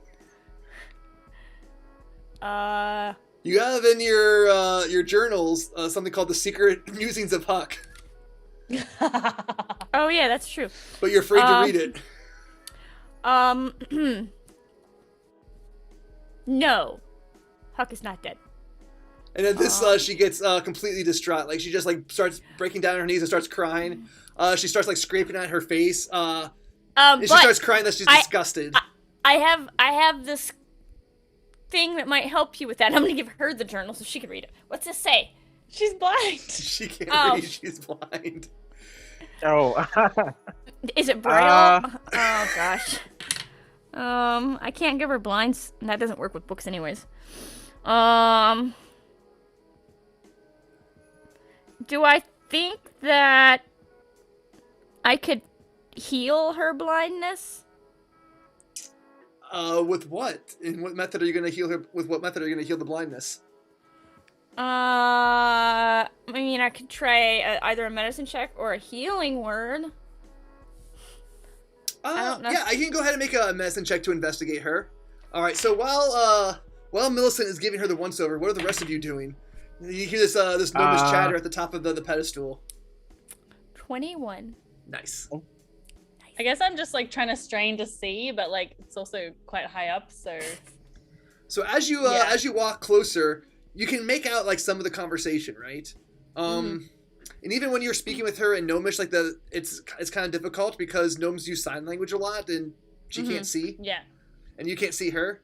So you're only making out bits of this conversation, and it sounds like she's still in favor of the Gnostic beliefs that your body is corrupt and the only way to be free is to leave it.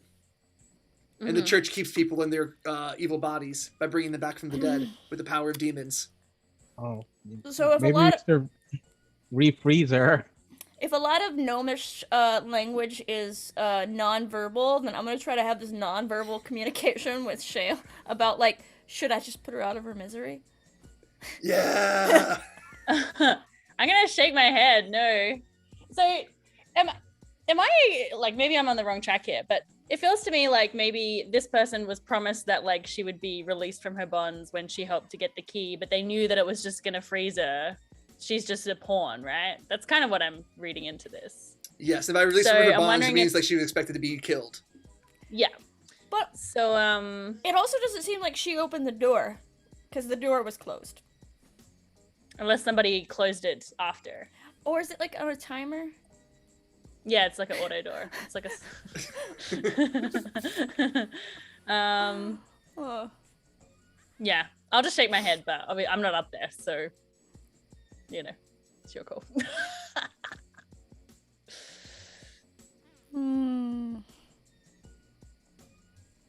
Well,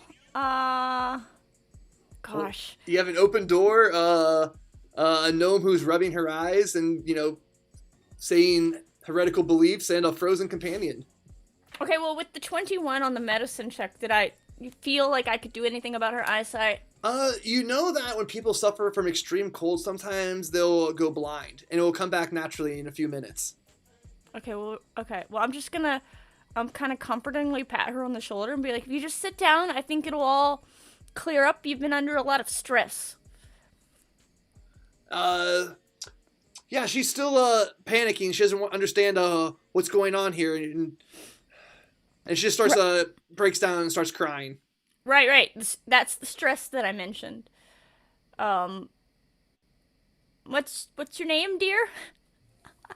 I'm What's not your name, Luna? Not a very maternal sort. Shoot. Rowan. There you go. Yeah. Rowan. Yeah, Rowan. I'm sorry for your loss. That's probably not the right thing to say. I'm sorry though, Rowan. Just sit down. Would you like a drink? Yeah, so she starts bawling inconsolably, and starts lamenting all the things that are wrong and the woes of the world, and blaming them all precisely on the white church. Well, That, the people are only poor because they take all the alms and keep their priests rich instead. And that, this is the only reason that everyone's trapped here. The only reason they got so much power is because people don't know the truth. If they knew that how bad their bodies were, they wouldn't want any of that stuff that the church is offering. The church always has lots of money because they're selling all this resurrection. It just goes on and on and on.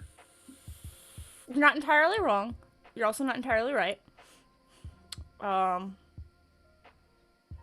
as she grieves, she gets angrier and angrier. Oh no.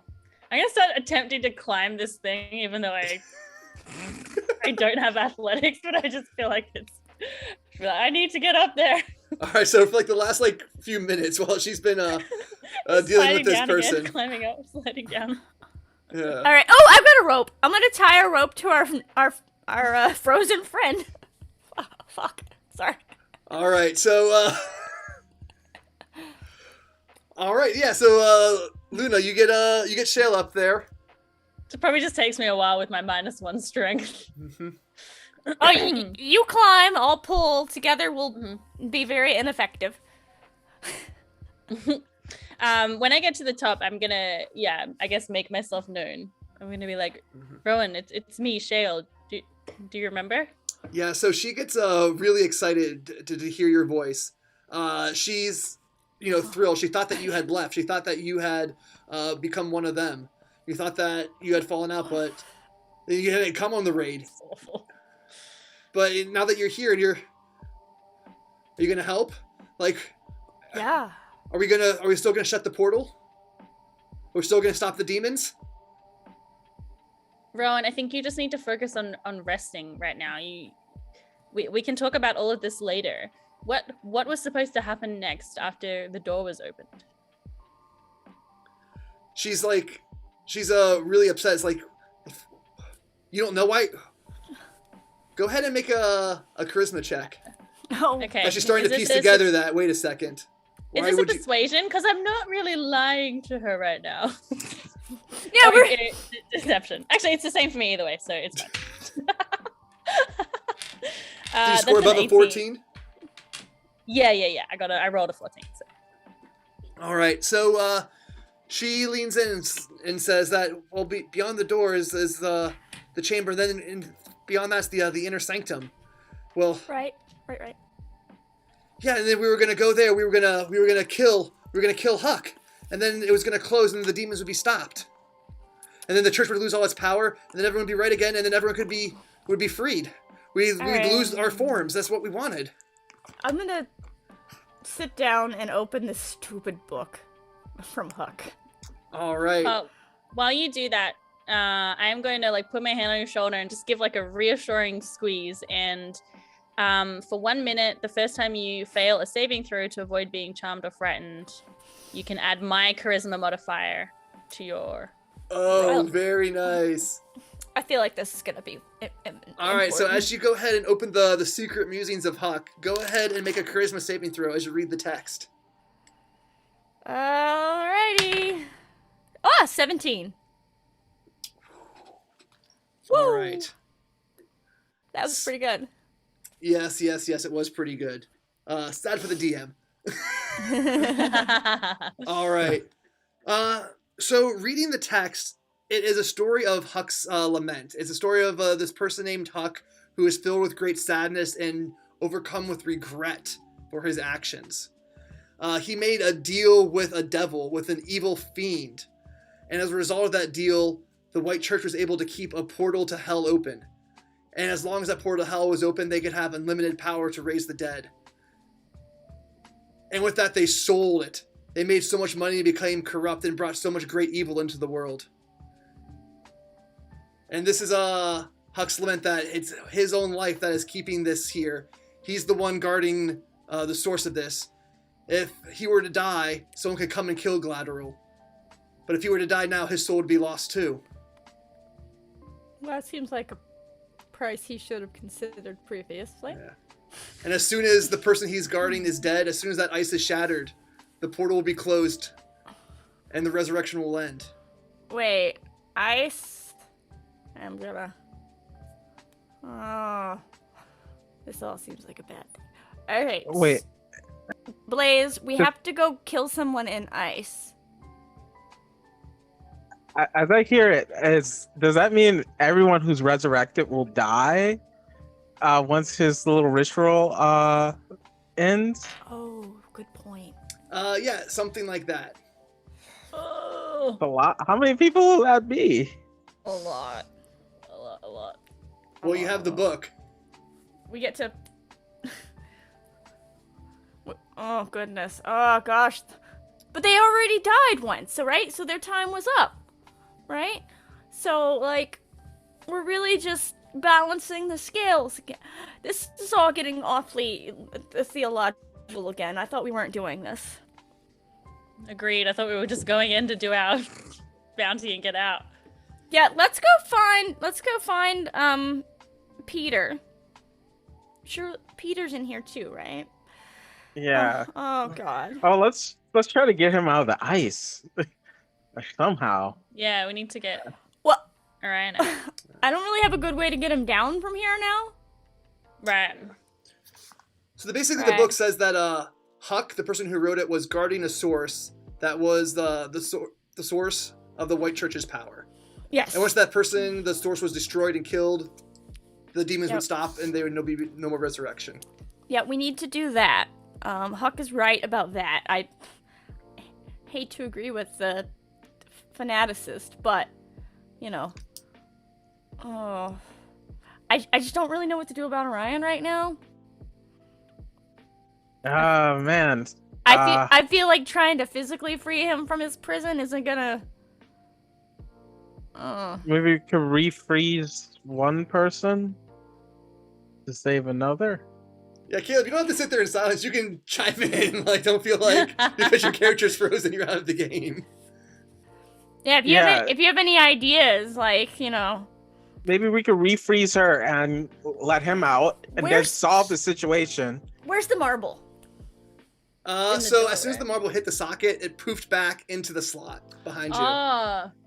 Okay. That makes sense how it got there then. Alright, so... Let's shut the doors and have her do this all over again. You can still complete your quest. Because she can't see the doors are open right now. Mm-hmm. No. Shut the door, shut the door! Say. Yeah, well, I guess I have to play that shit, right? Because Blaze is the only one down there, right? Yeah. So we'll have her shut the door. I'll shut the door.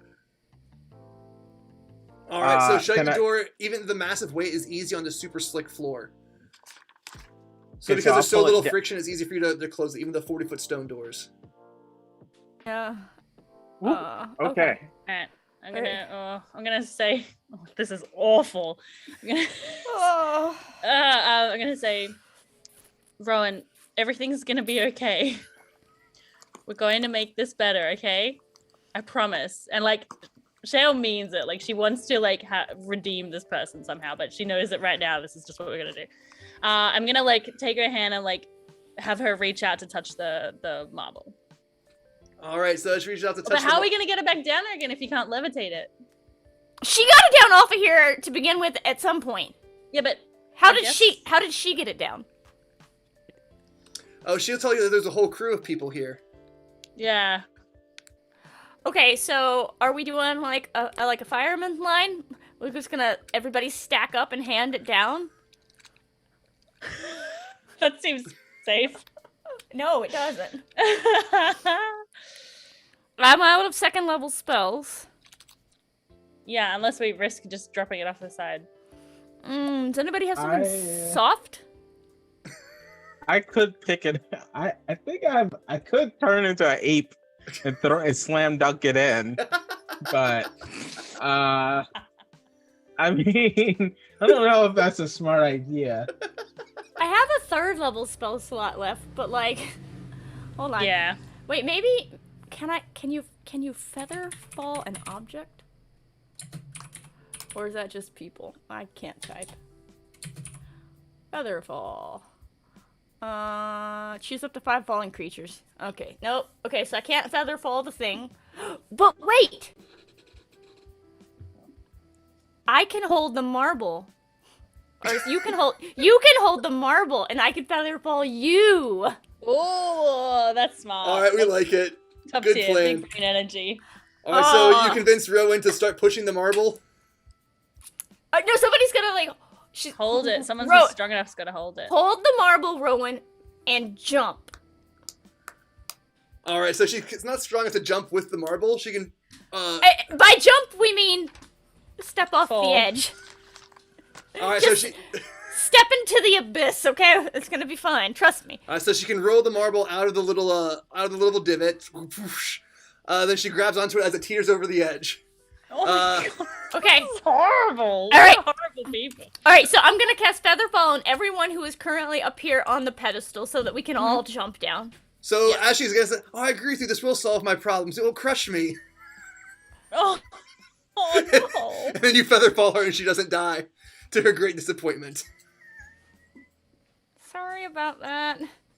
I think we had a different plan. All right. Now we still need to figure out how to get it back up again into the log. Yep. Yep. Well, let's see. What else have I got here?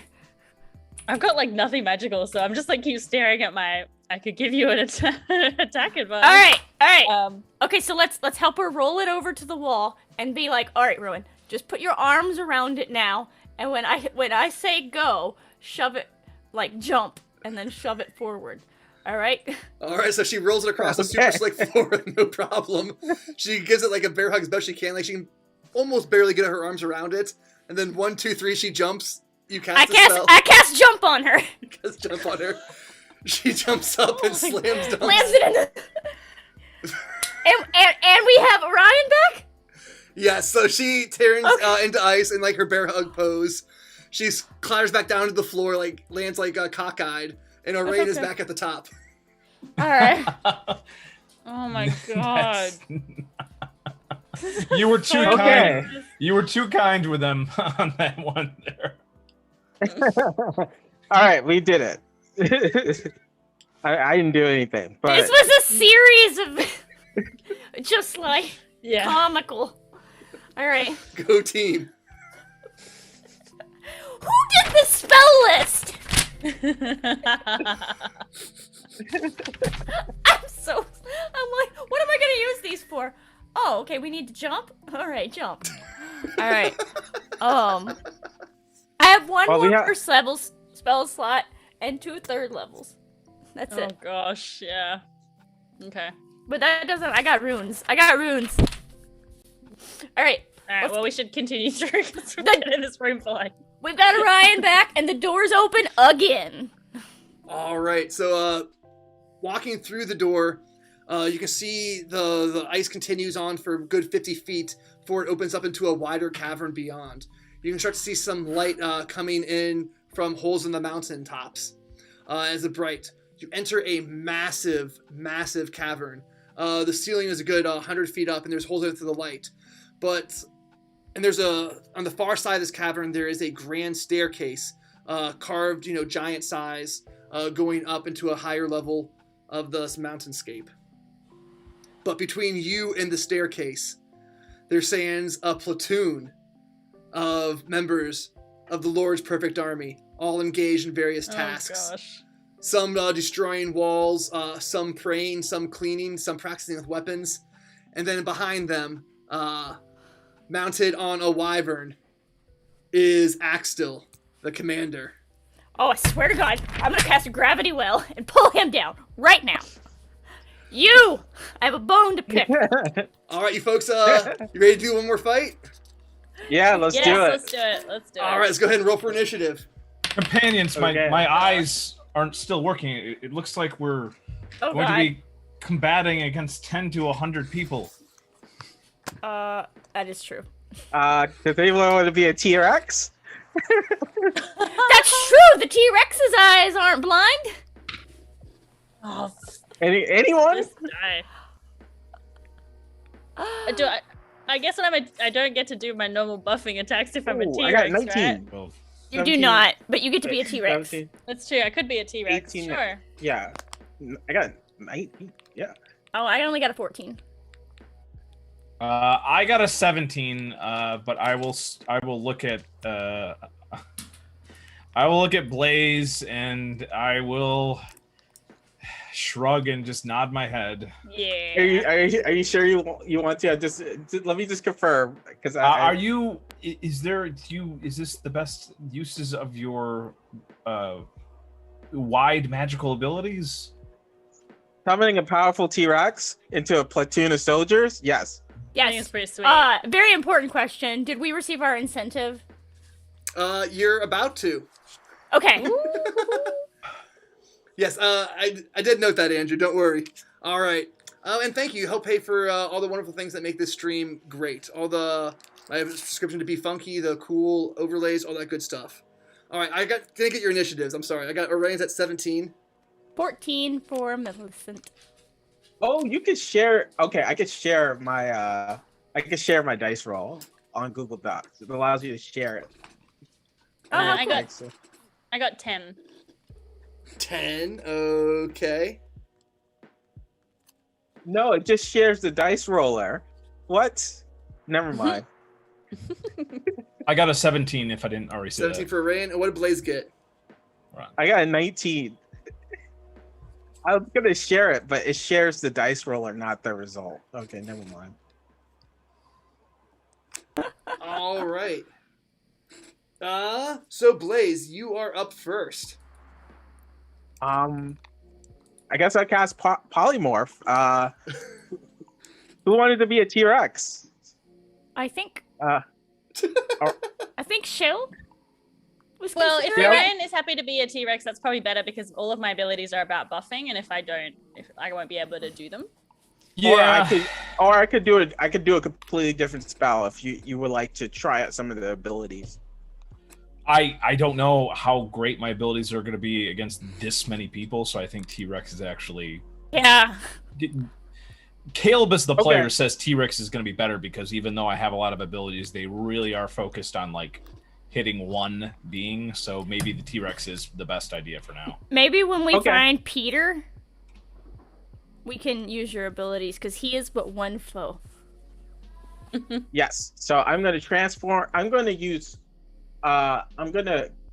Actually, that's just fine. I'm just going to I'm going to use polymorph, my last level 4 slot, and transform him into a T-Rex.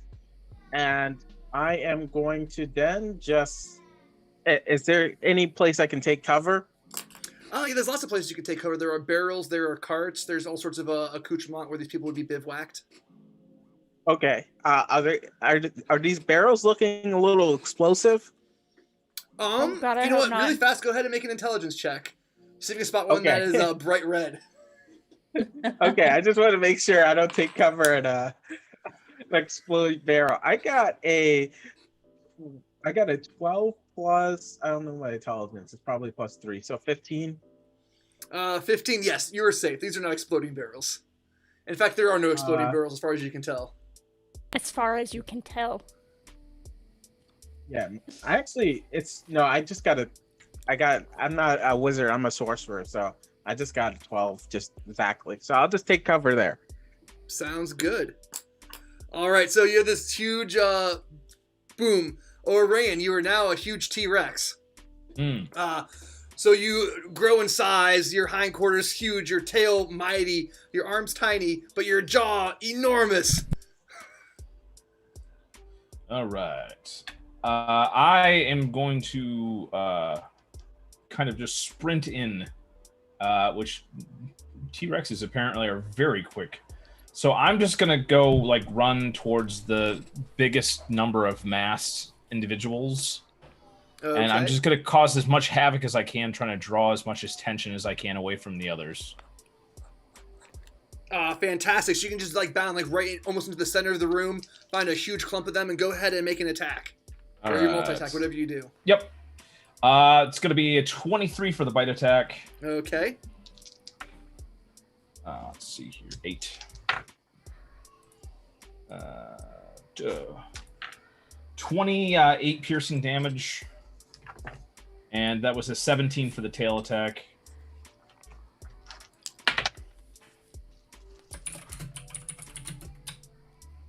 And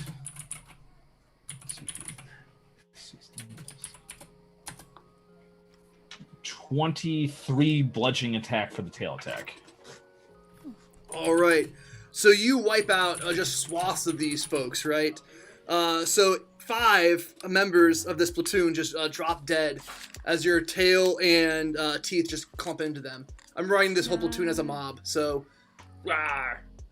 Boom. Nice. Excellent. Cool. So Iran, you just slaughtered through 5 members of this platoon, their blood and guts bouncing off the cold surface of the ice. But the army reacts, right? The ones who are by their weapons quickly grab them. Some folks are hurrying into their gear. Some of them form up shoulder to shoulder as a professional fighting force would. Blaze has ducked behind cover, but Millicent and Shale are still standing there pretty much unawares. Yep.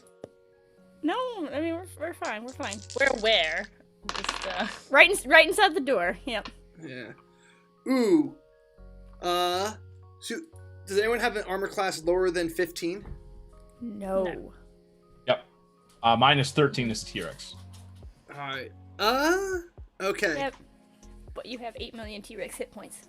Yes, but you have 8 million T-Rex hit points. So they do go buck wild, and all of them hit you.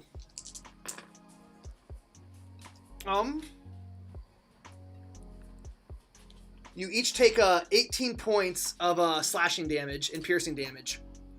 18 points each of slashing and piercing, I should say. Oh.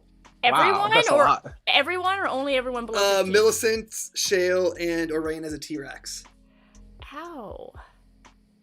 ouch. But my AC is 02. Yeah, mine is too. I don't I want thought to you said below 50. that is what he So- said.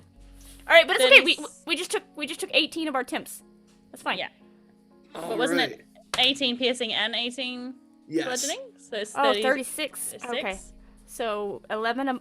You made me bleed 11 of my own hit points. All right, that's what the mob did. All right, Millicent. All right. Millicent, turns toward the mob, and well, actually, I'm gonna do exactly what I said when I burst in the door. I'm gonna point toward that wyvern Oh shoot, how far?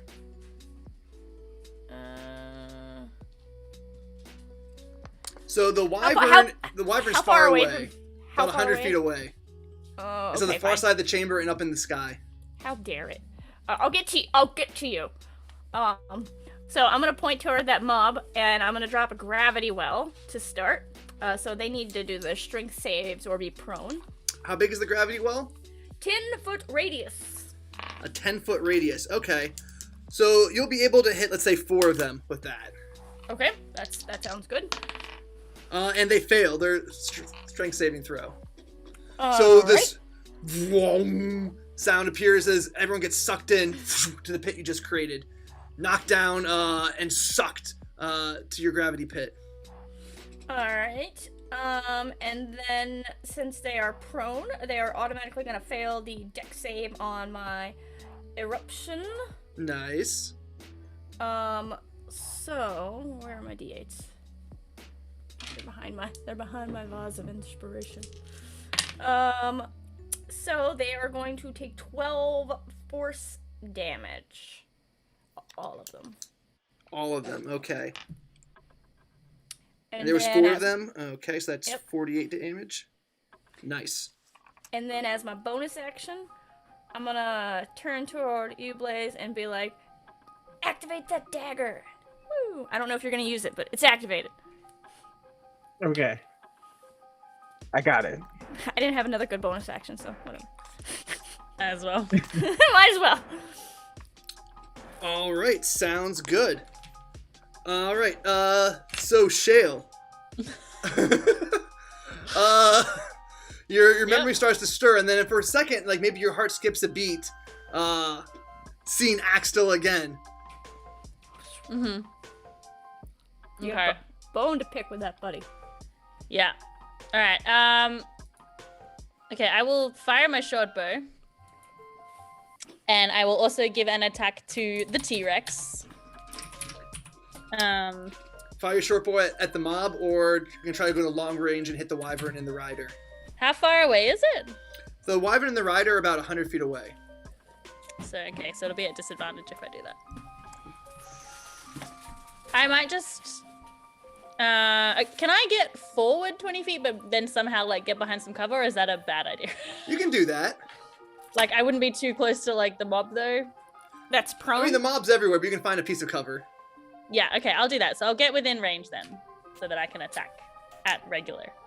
Because my range is 80. Yeah, 80. So I needed another 20 feet. Yeah. Okay. That's a 21 to hit. Oh, okay. I'm sorry. So you're You know trying what to. I'm saying? Okay. Oh, you can do that. Yeah, but you'll take 'cause- at least one attack of opportunity as you go through there. Okay, then I will not do that. Okay. All right, then I'll just try and fight. I'll just fire into the mob then, because I don't want to roll a disadvantage. All right. Oh, and I rolled a natural 20, so that's nice. Nice. So 8 plus 6 is 14, and the T-Rex gets to make an attack as well. All right. So, Arain, in your T-Rex form, go ahead and let him have it.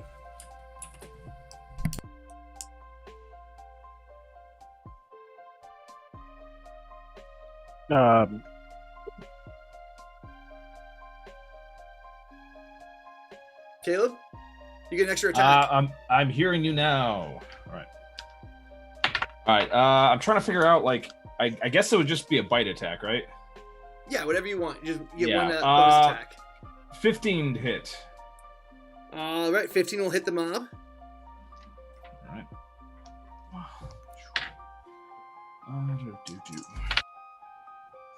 10. 17. 24 piercing damage. All right. With your T-Rex form, you just completely decimate the last 2 people that were next to you. Right, just with one big bite, you managed to get like 2 of them eat their legs and their arms, so they're just bleeding out on the ground. You guys have done 101 points to the mob so far. Good for you. Nice. All right. So from across the cavern, you hear the booming voice of Axel the commander as he mounts his wyvern and floats up. Woof, woof, woof. to the top of this place. He shouts out orders for his people to attack, to free themselves from their bodies. That don't they care? And all this is their chance. Ordering his men forward into the fray, while he observes from a high. All right, Blaze, your go. All right, just Blaze. Let's go. He's 100 feet away, right? Yep. Well, you know, fireball is 150. Good call, my man. So I'm gonna look at him, and I'm gonna say, "Let's see if you like it hot." And Ding. I'm going to, I'm gonna shoot my fireball at him, and I'm gonna use my feature, Roaring Flame. So once per long rest, when you cast a spell using a spell slot and deal fire damage, it also burns the target. You must be using your Ignite feature to do this. So I guess I'm using my Ignite feature and then casting fireball. Can I do that? Yeah, I think Ignite's a bonus action, so you just turn into like the Human Torch. Okay. So I'm gonna transform, and I'm gonna shoot. I'm just gonna shoot the fireball and hit him, and I deal 8d6. So I'm hitting 37 damage, and plus they're burned. All right, so makes a save, as does the Wyvern, but they still take half of that, and they gain the burn condition. And let's see if Unite gives me anything else special.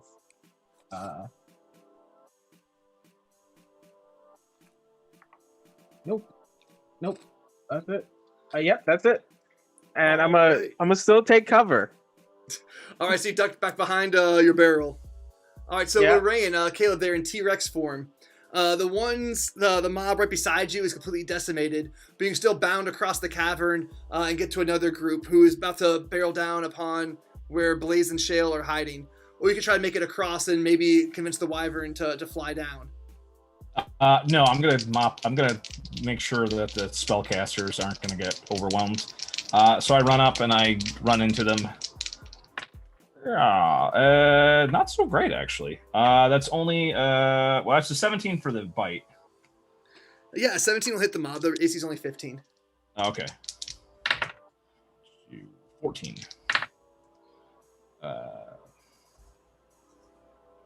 14, 18, 28 piercing damage. And that actually was it was a 15 to hit with the tail. Yep, the tail will hit too. 7, 14, 17.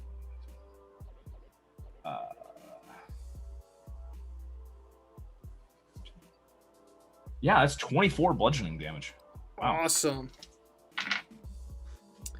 So with that, you managed to knock down 3 more people of the mob, the ones that were closing in on Blaze and Shale. They'll be able to stay safe for another turn at least. But now the rest of them are going to get their go, right? The ones who remain are going to swarm up behind you with all sorts of swords and shields, standing shoulder to shoulder, making strong attacks against the T-Rex. That's, killing everybody. 19 will hit, right? Your AC's only 13. 19 will hit.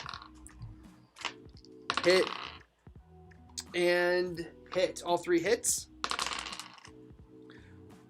For 17 points of piercing and 17 points of bludgeoning. Right. So that's 10. All right, that was this group. This group's delayed. 17. All right. So one group's dead, one group's delayed, and one group attacked. Fantastic. That's the army's turn. Millicent. Woo! Millicent is...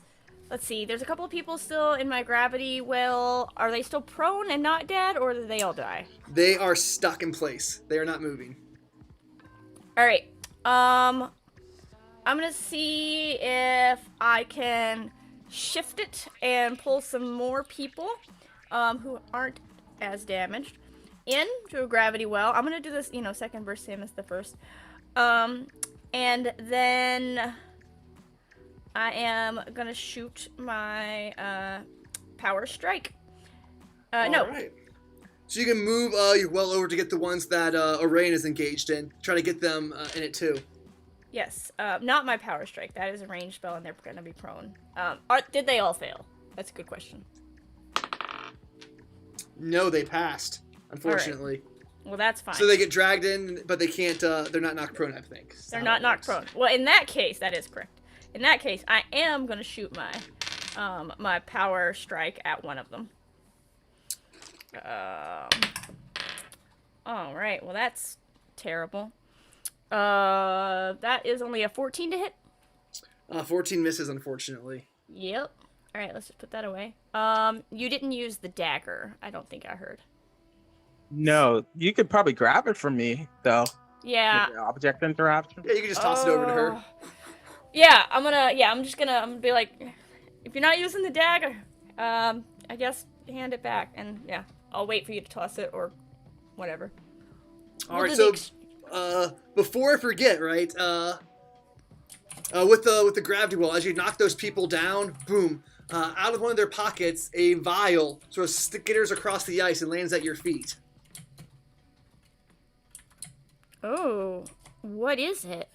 It has a heart and a happy face, and a little note that says "Donated by Andrew." Nice. All right. Well, shoot. The mystical Andrew. Yeah. As I'm waiting on him to toss me the dagger, I guess I'll grab this thing right now. Yeah, you pick up this vial of antitoxin with your left hand, and the dagger with your right hand. Nice. Okay. That's probably gonna come in handy. Yeah, against the wyvern with its deadly tail stinger poison. Yeah. Oh, All right. maybe it's to stay over there. So Shale, you're still sort of ducked behind a crate, and like a half of the barrel, the T-Rex is eating the people who are about to attack you. How far away is this wyvern and its like rider? About 100 feet away, hovering over the staircase that leads to the inner sanctum. Are they both on fire? They look severely burned. They look very, very not happy. All right. I guess I'm just gonna try and hit with disadvantage. Let's give it a crack. I'm gonna try and So hit you the arch rider. your bow all the way back, loose the arrow. Yeah. That doesn't count. It was out of my tray. Oh, I rolled a natural 20. Oh, it's a disadvantage. Oh, I did it. In that case, it's an 8. No, Oh, that's so so disappointing. Sail by and a miss. Yeah. However, I will give my coordinated attack to the T-Rex again to get another attack. Yeah,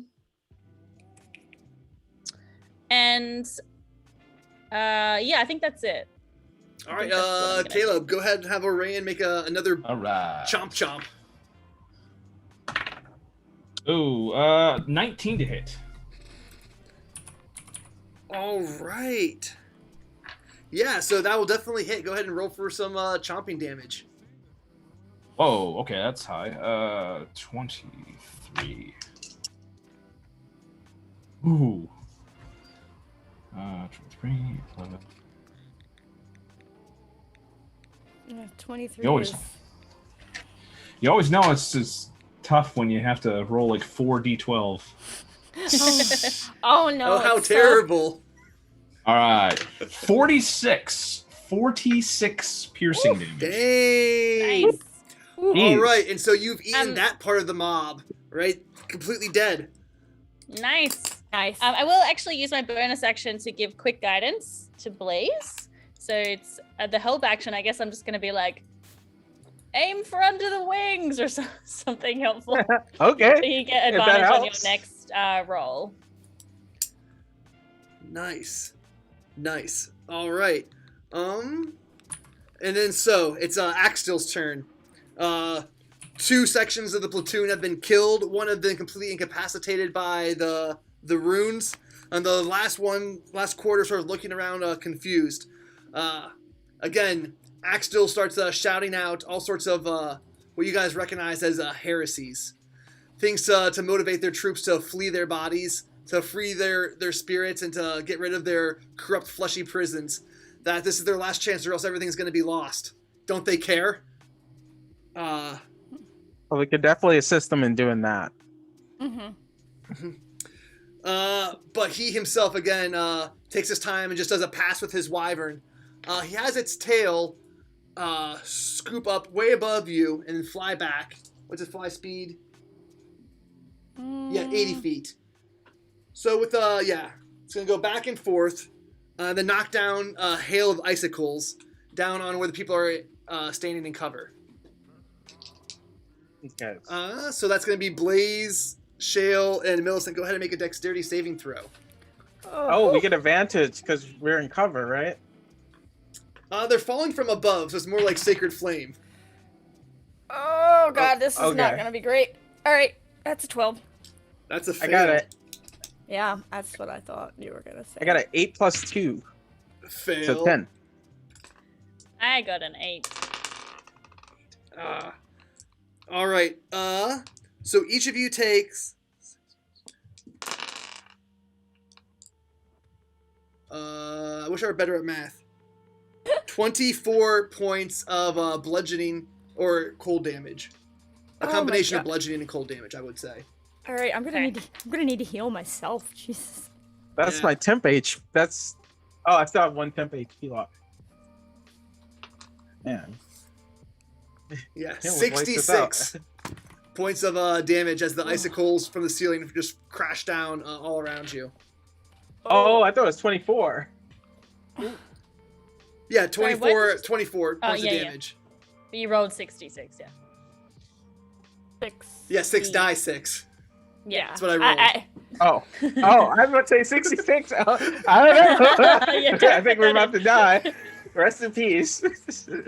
All right. I mean, So, commanding his subordinates to go ahead and attack you, he makes a pass above, and then Blaze, now it's your go after getting pummeled by these falling icicles and stalagmites. Well, I mean, how to defend myself? I mean, cover isn't gonna work. I'm gonna hit him again. Yeah, you get advantage. So I did 34. I hit him with another fireball. 34. 34 points of fireball? Oh man, he fails to save. nice. And the Nice, Wyvern. Oh, and it's double because he's burned. Yeah, Oh, really? Yeah, he's Whoa. vulnerable to fire damage. Nice. I like it. 68. Yeah, I guess they both take 68. yeah, that's a lot. That's Can I quicken? Can I have that quickened? Maybe that's quickened. yeah, go ahead. Why not? Firebolt, Yeah. firebolt. Let's see if I have any other fire. What cool other fire spells that I have? Well, so you've quickened, but you still can only cast a cantrip. Yeah. So I'm just gonna hit him with a firebolt, All right. and I get advantage. So I'm gonna roll 1, which is 3, and the other is 18 plus my spell. 18. Does it 18 hit? Are you aiming let for the me get that in wyvern my or spell, the please. general? I'm gonna aim for the general. So it's 18 plus. I think my spell DC is 6. 18 is his armor Or- class, so yeah, you hit. Okay. So he takes 2d10. 2d10. So that is 1 and 4. He takes 5 damage. All I right. guess that's double the. Oh yeah, 10 And damage. He's vulnerable. I'm gonna. Can I move further away? How close was he range wise with that ice attack? He flew in and then flew back out, so he's still like 80 feet away from you. Okay, so I'm gonna try to move back a little bit. Hopefully he can't hit me again. I'm out of fireballs, so Hey, you can scoot around to the further part of the cavern and try to get out of there. And that's it. All right.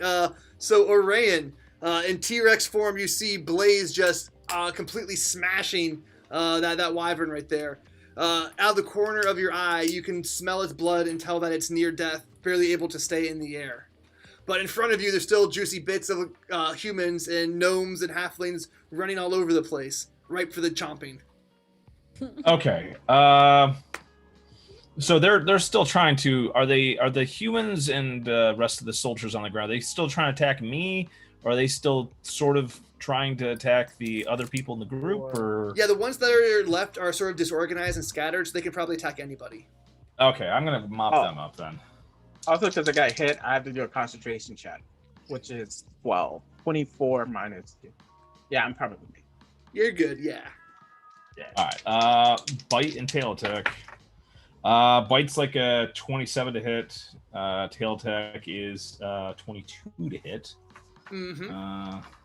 Bite is 15. 25 plus 8 plus 7. 15. 5.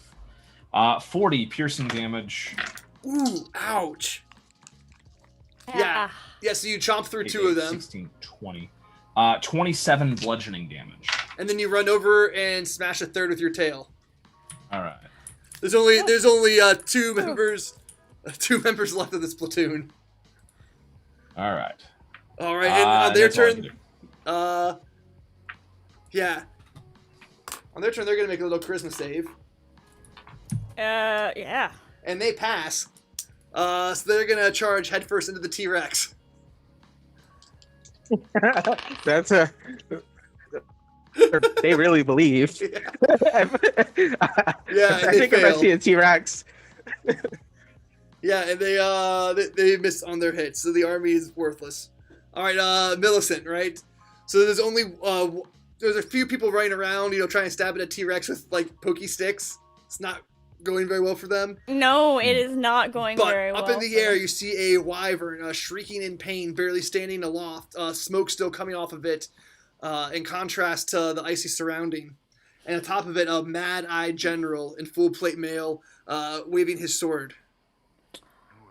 I am going to... Oh gosh, how close to the wyvern can I get? Because it's in the air. You can probably move and be within 40 feet. Well, yeah, okay. Well, I'm gonna move within 40 feet then. All right, so looking straight up. Yep. Alright. Gosh. Alright, well, good thing I got this dagger back, because I'm about to throw it. All right, you do like the granny basketball toss straight up with the dagger. Alright. Oh, I've got inspiration. I'll put this over here now. I have to remember it somehow. Alright, yeah, so I forgot. see the inspiration base, it's handy. Okay. Oh my god, I got a crit! Excellent. Yay! Okay, we got this. Alright, so let's go back to this dagger. So it's gonna be now 2d4 plus 3d8, so 68. Oh, hold on, this is gonna be a lot. Nice. Are you aiming for the wyvern or the general? I can't see the general through the wyvern. Oh, I'm you're directly right. underneath Good it. call. Good call.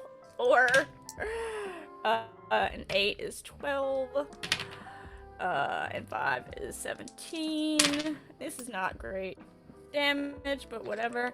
17 and 7 is 24 force damage.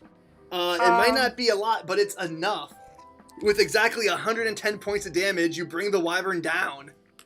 Alright. Go ahead and make a dexterity saving throw to avoid being crushed by his falling body. Oh no. If I die, okay. Oh my god, a 20 on the die again! Yes, amazing. So not only do you dodge out of the way, but you look good doing it. Didn't even get my gloves dirty. Pristine. Genius. Brilliant. All right. So he takes falling damage. Yeah, he was 40 X-Style. feet up. Mm-hmm. So he takes 9 points of bludgeoning damage from the fall. And he's prone now. And he's prone. Good call. Excellent. Excellente. Alright. Dagger coming in clutch. Okay, cool. So that's Millicent's turn. Shale. Wait, bonus action, activate the dagger. It might be necessary again. All right, and so again, you summon the Room of Power and it starts to vibrate menacingly in your hand. Don't make me throw the dagger at you, dude. All right, Shale. Seeing right. these people, the end result of their fates, but by the grace of the one true God, there go you, right? All right, I'm gonna rush over to this general who I've got beef with. Mm-hmm. Can I get to him? Yes, absolutely. So you shuffle across the floor with your I'm little... gonna pull out my dagger because otherwise I'll get disadvantage, I think. All right, and I'm gonna try and stab him. Yeah, so your little gnome legs go across the ice. Maybe you slide into him and then do like a little half Yeah, I leap. want to do a sweet slide. Yeah, absolutely. And I've got a hard look in my eyes, and I'm gonna reroll with my inspiration because I got another one. Okay, that's better. 23. Yeah, 23 his AC is All right. 18. Okay, it's not that much damage, but it's something.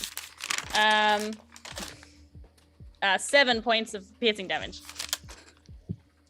Okay. I feel like you should have been a halfling with how many times you rolled a 1. It's been real bad. Yeah, I'm also going to use my coordinated attack to give another attack to. Well, Millicent is right nearby, right? So yeah. I get to attack right now? Yeah. All right. Well, I only rolled out of the way, so I'm not very far away. I'm from gonna be him like, at that all. roll looked sick. You're close enough to get another stab in. Why not? You did it with style after No, all. Or you can use a spell attack. Yeah. I can, but I've already prepped this dagger, so I'm gonna leap at him. God, as an archivist, this is so out of character for me. Yeah. Maybe Quick, I collect inspired you with my inspiration. 6 slide across the floor. I'm gonna use my inspiration. Oh, that did not do quite as well that time. I only got a 17. 17 misses, unfortunately. AC is 18. Yeah. Oh, I'm gonna use my reaction to let you reroll. I can do that, right? Yep. Yep. All right. Let's reroll. All right, that is much higher. Oh, so you get another D8 as well on top of that. Yeah, I hit him. No, I meant extra D8 damage. Oh, extra D8 damage. Okay, so I get 1d4. So 1 plus 8, 9, 10, 11, 12. 26 force damage. That's a lot. To like his general heart region. Hopefully. Yeah, like you Nice. right through the breastplate and like just a little bit. You can start to feel the metal bend underneath the force of your dagger. He coughs up a bit of blood and prepares a strike of his own. It's his turn. He stands up using half of his movement, reaches out his two-handed greatsword, and just lets loose on I completely you. forgot it was advantage because he was prone. Yeah, I forgot too. Realization. I forgot. I was like, I didn't even need. Okay, Wait, I whatever. didn't need to use my inspiration. Anyway. So yeah, he stands up and just lets loose on you, Shale. Alrighty. Here it comes. A 28 will hit you. I think it will hit, yes. All right. So 9. So 17 plus 5 is 22 points of slashing damage from his first attack. Okie dokie. Well, I am unconscious. All right, and then with his second, he reaches around with a second swing over at you, Millicent. No, thank you. 17 plus 9, 26 will hit. Yeah, it does. Oh no! This is once again Shale has made a Oh. poor choice. 25 points of slashing damage. All right, I'm gonna go down next to Shale. Oh no! Together. Yeah. Together. So Just like donk, at the tavern. donk. We'll the have two to get it. bodies we'll have- drop on the ice. We'll have to get a drink about it later. Yeah. Whoa. Blaze. Whoa. That was- Wait. That's 2 people down. Yeah. So Axe still looks across the chamber, makes eye contact with you, Blaze, and taunts you to throw away your life like them and like them. Points to his men and then to your companions. Do it! Or not. It's your choice. Fools. I'm going to I'm just gonna walk up to him. All right, as you Walk up get to within him. 10 feet, he goes I'm not gonna ahead. get that far. Okay. Hold up. I'm not gonna get that far. I was gonna use burning hands. But I mean, since you said it already, I mean I might as well just take the hit. Yeah. All right, so as you get within 10 feet, he takes a half step forward and sweeps with his greatsword. And will hit you with it. But for only 15 points of damage. Okay. I can't shield that, right? Shield's a reaction, yeah. You Shield, can. yeah, shield's a reaction. Do I want to shield that? Yeah, I'll use Yeah. shield. All right. I have think 20 AC. I think he rolled like a 26. Is that gonna hit Okay. you? Yeah, that's still gonna hit me. Yeah. So I'll just take the damage. And I'll use burning hands. I'm gonna just burn him. Go for it. 3D. He's burned. He's So- vulnerable. Vulnerable. Yes. Oh, okay. So I'm gonna get my dice roller. 3d6. Actually, I'm gonna upcast it just because we need this guy to die. So 4d6.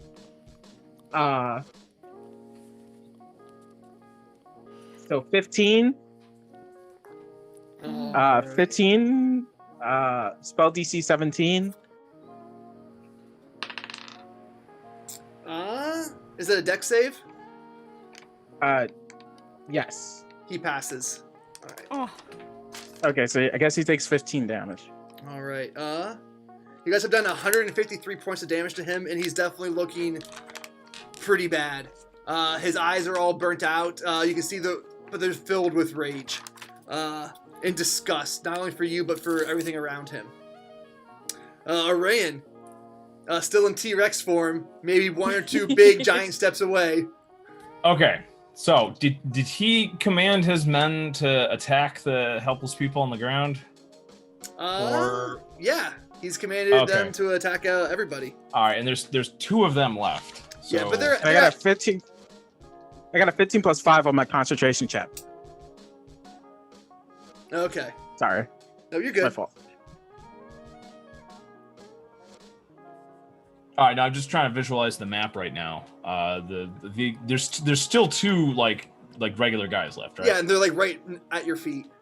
Okay, I'm gonna have to kill those because otherwise they can just like one shot one of the people that are down. Mm-hmm. So that's no good. So I'm gonna attack those.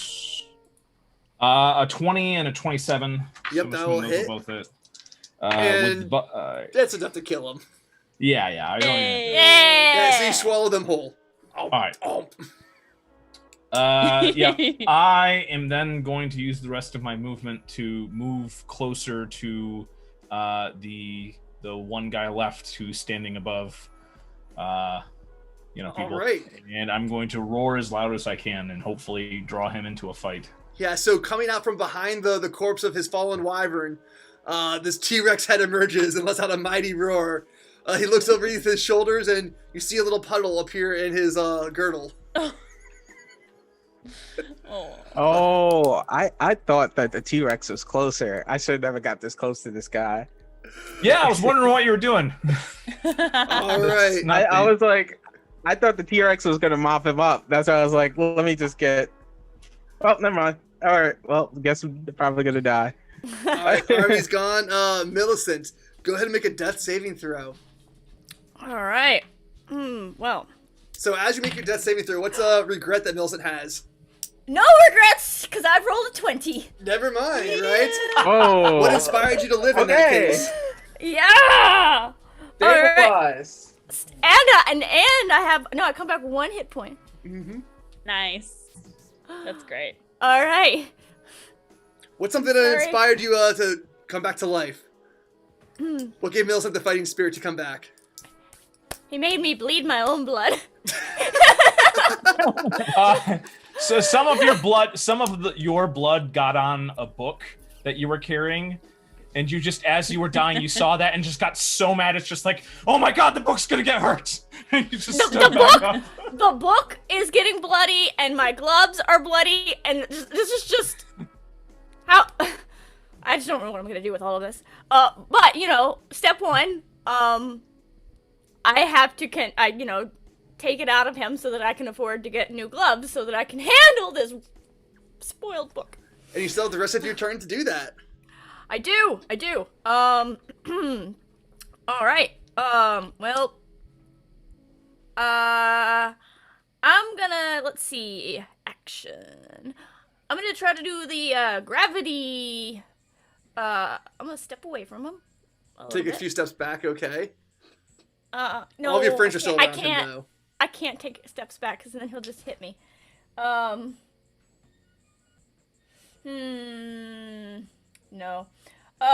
Okay. I am going to do my gravity strike then. Mm-hmm.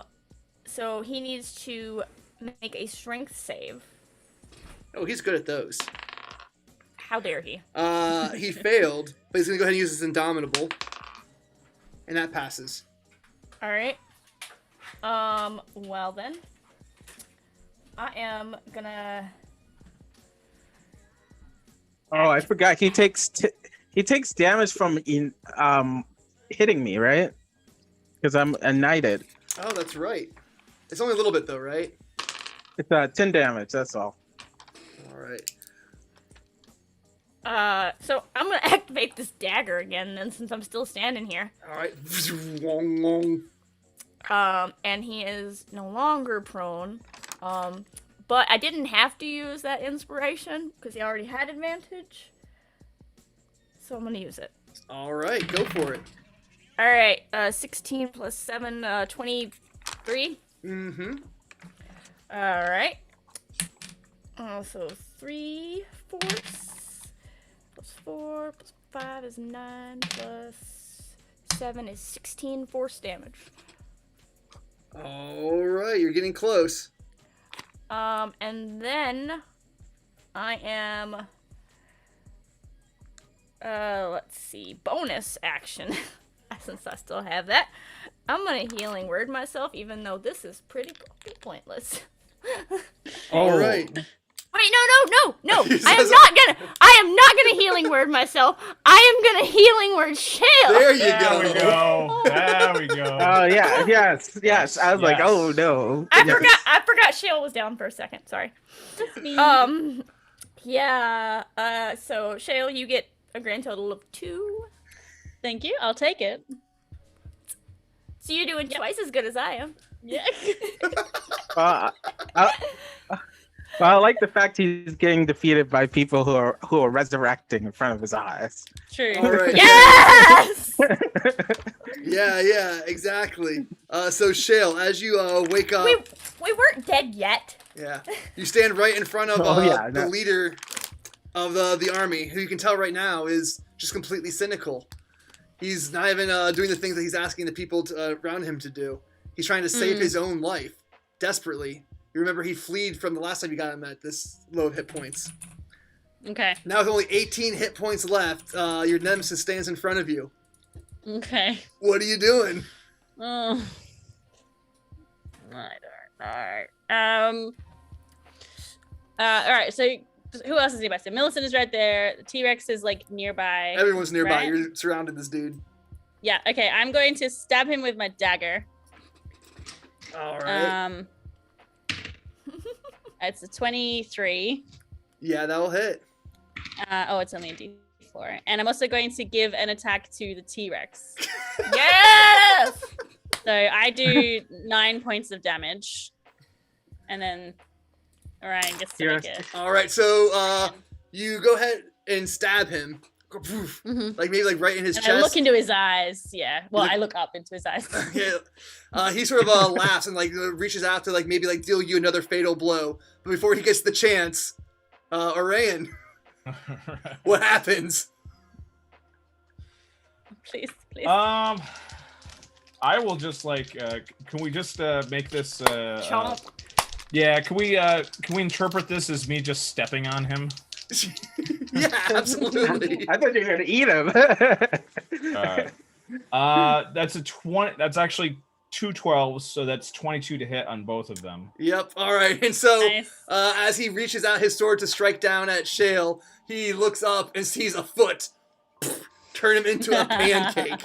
Yes. That's great. That's great. Yeah. Nice. Woo. You guys have cleared out this cavern. There's nothing left. All the remaining soldiers are dead or fleeing. And then from the staircase across the hall, you hear a low, sickly chuckle. Boom, boom, boom. Walking down the giant-sized staircase is the giant, Peter the Huge, leader of the Gnostic cult. And in each of his hands, in one hand holds Kandakar, and in the other hand, who's the last person on the team? I forget. I'm so bad at DM. Lilia? Oh yeah, Otterfolk, Lilia. Yeah. Yeah. In his hands, he holds Kandakar and Lilia. He chuckles and then walks back up the stairs out of your reach and vision. And that's where we're in the session tonight. Hey! Yeah. So not quite a one did shot. We had to have a it. cliffhanger because it's a 7 out of 8 parts. So that was the end of it. I hope you guys had a good time. The rest of this series is on my $1 Patreon, link in the description. Artwork by the awesome folks, link below. As always, if you have some thoughts on this, tell me how cool your favorite moment in the comments below.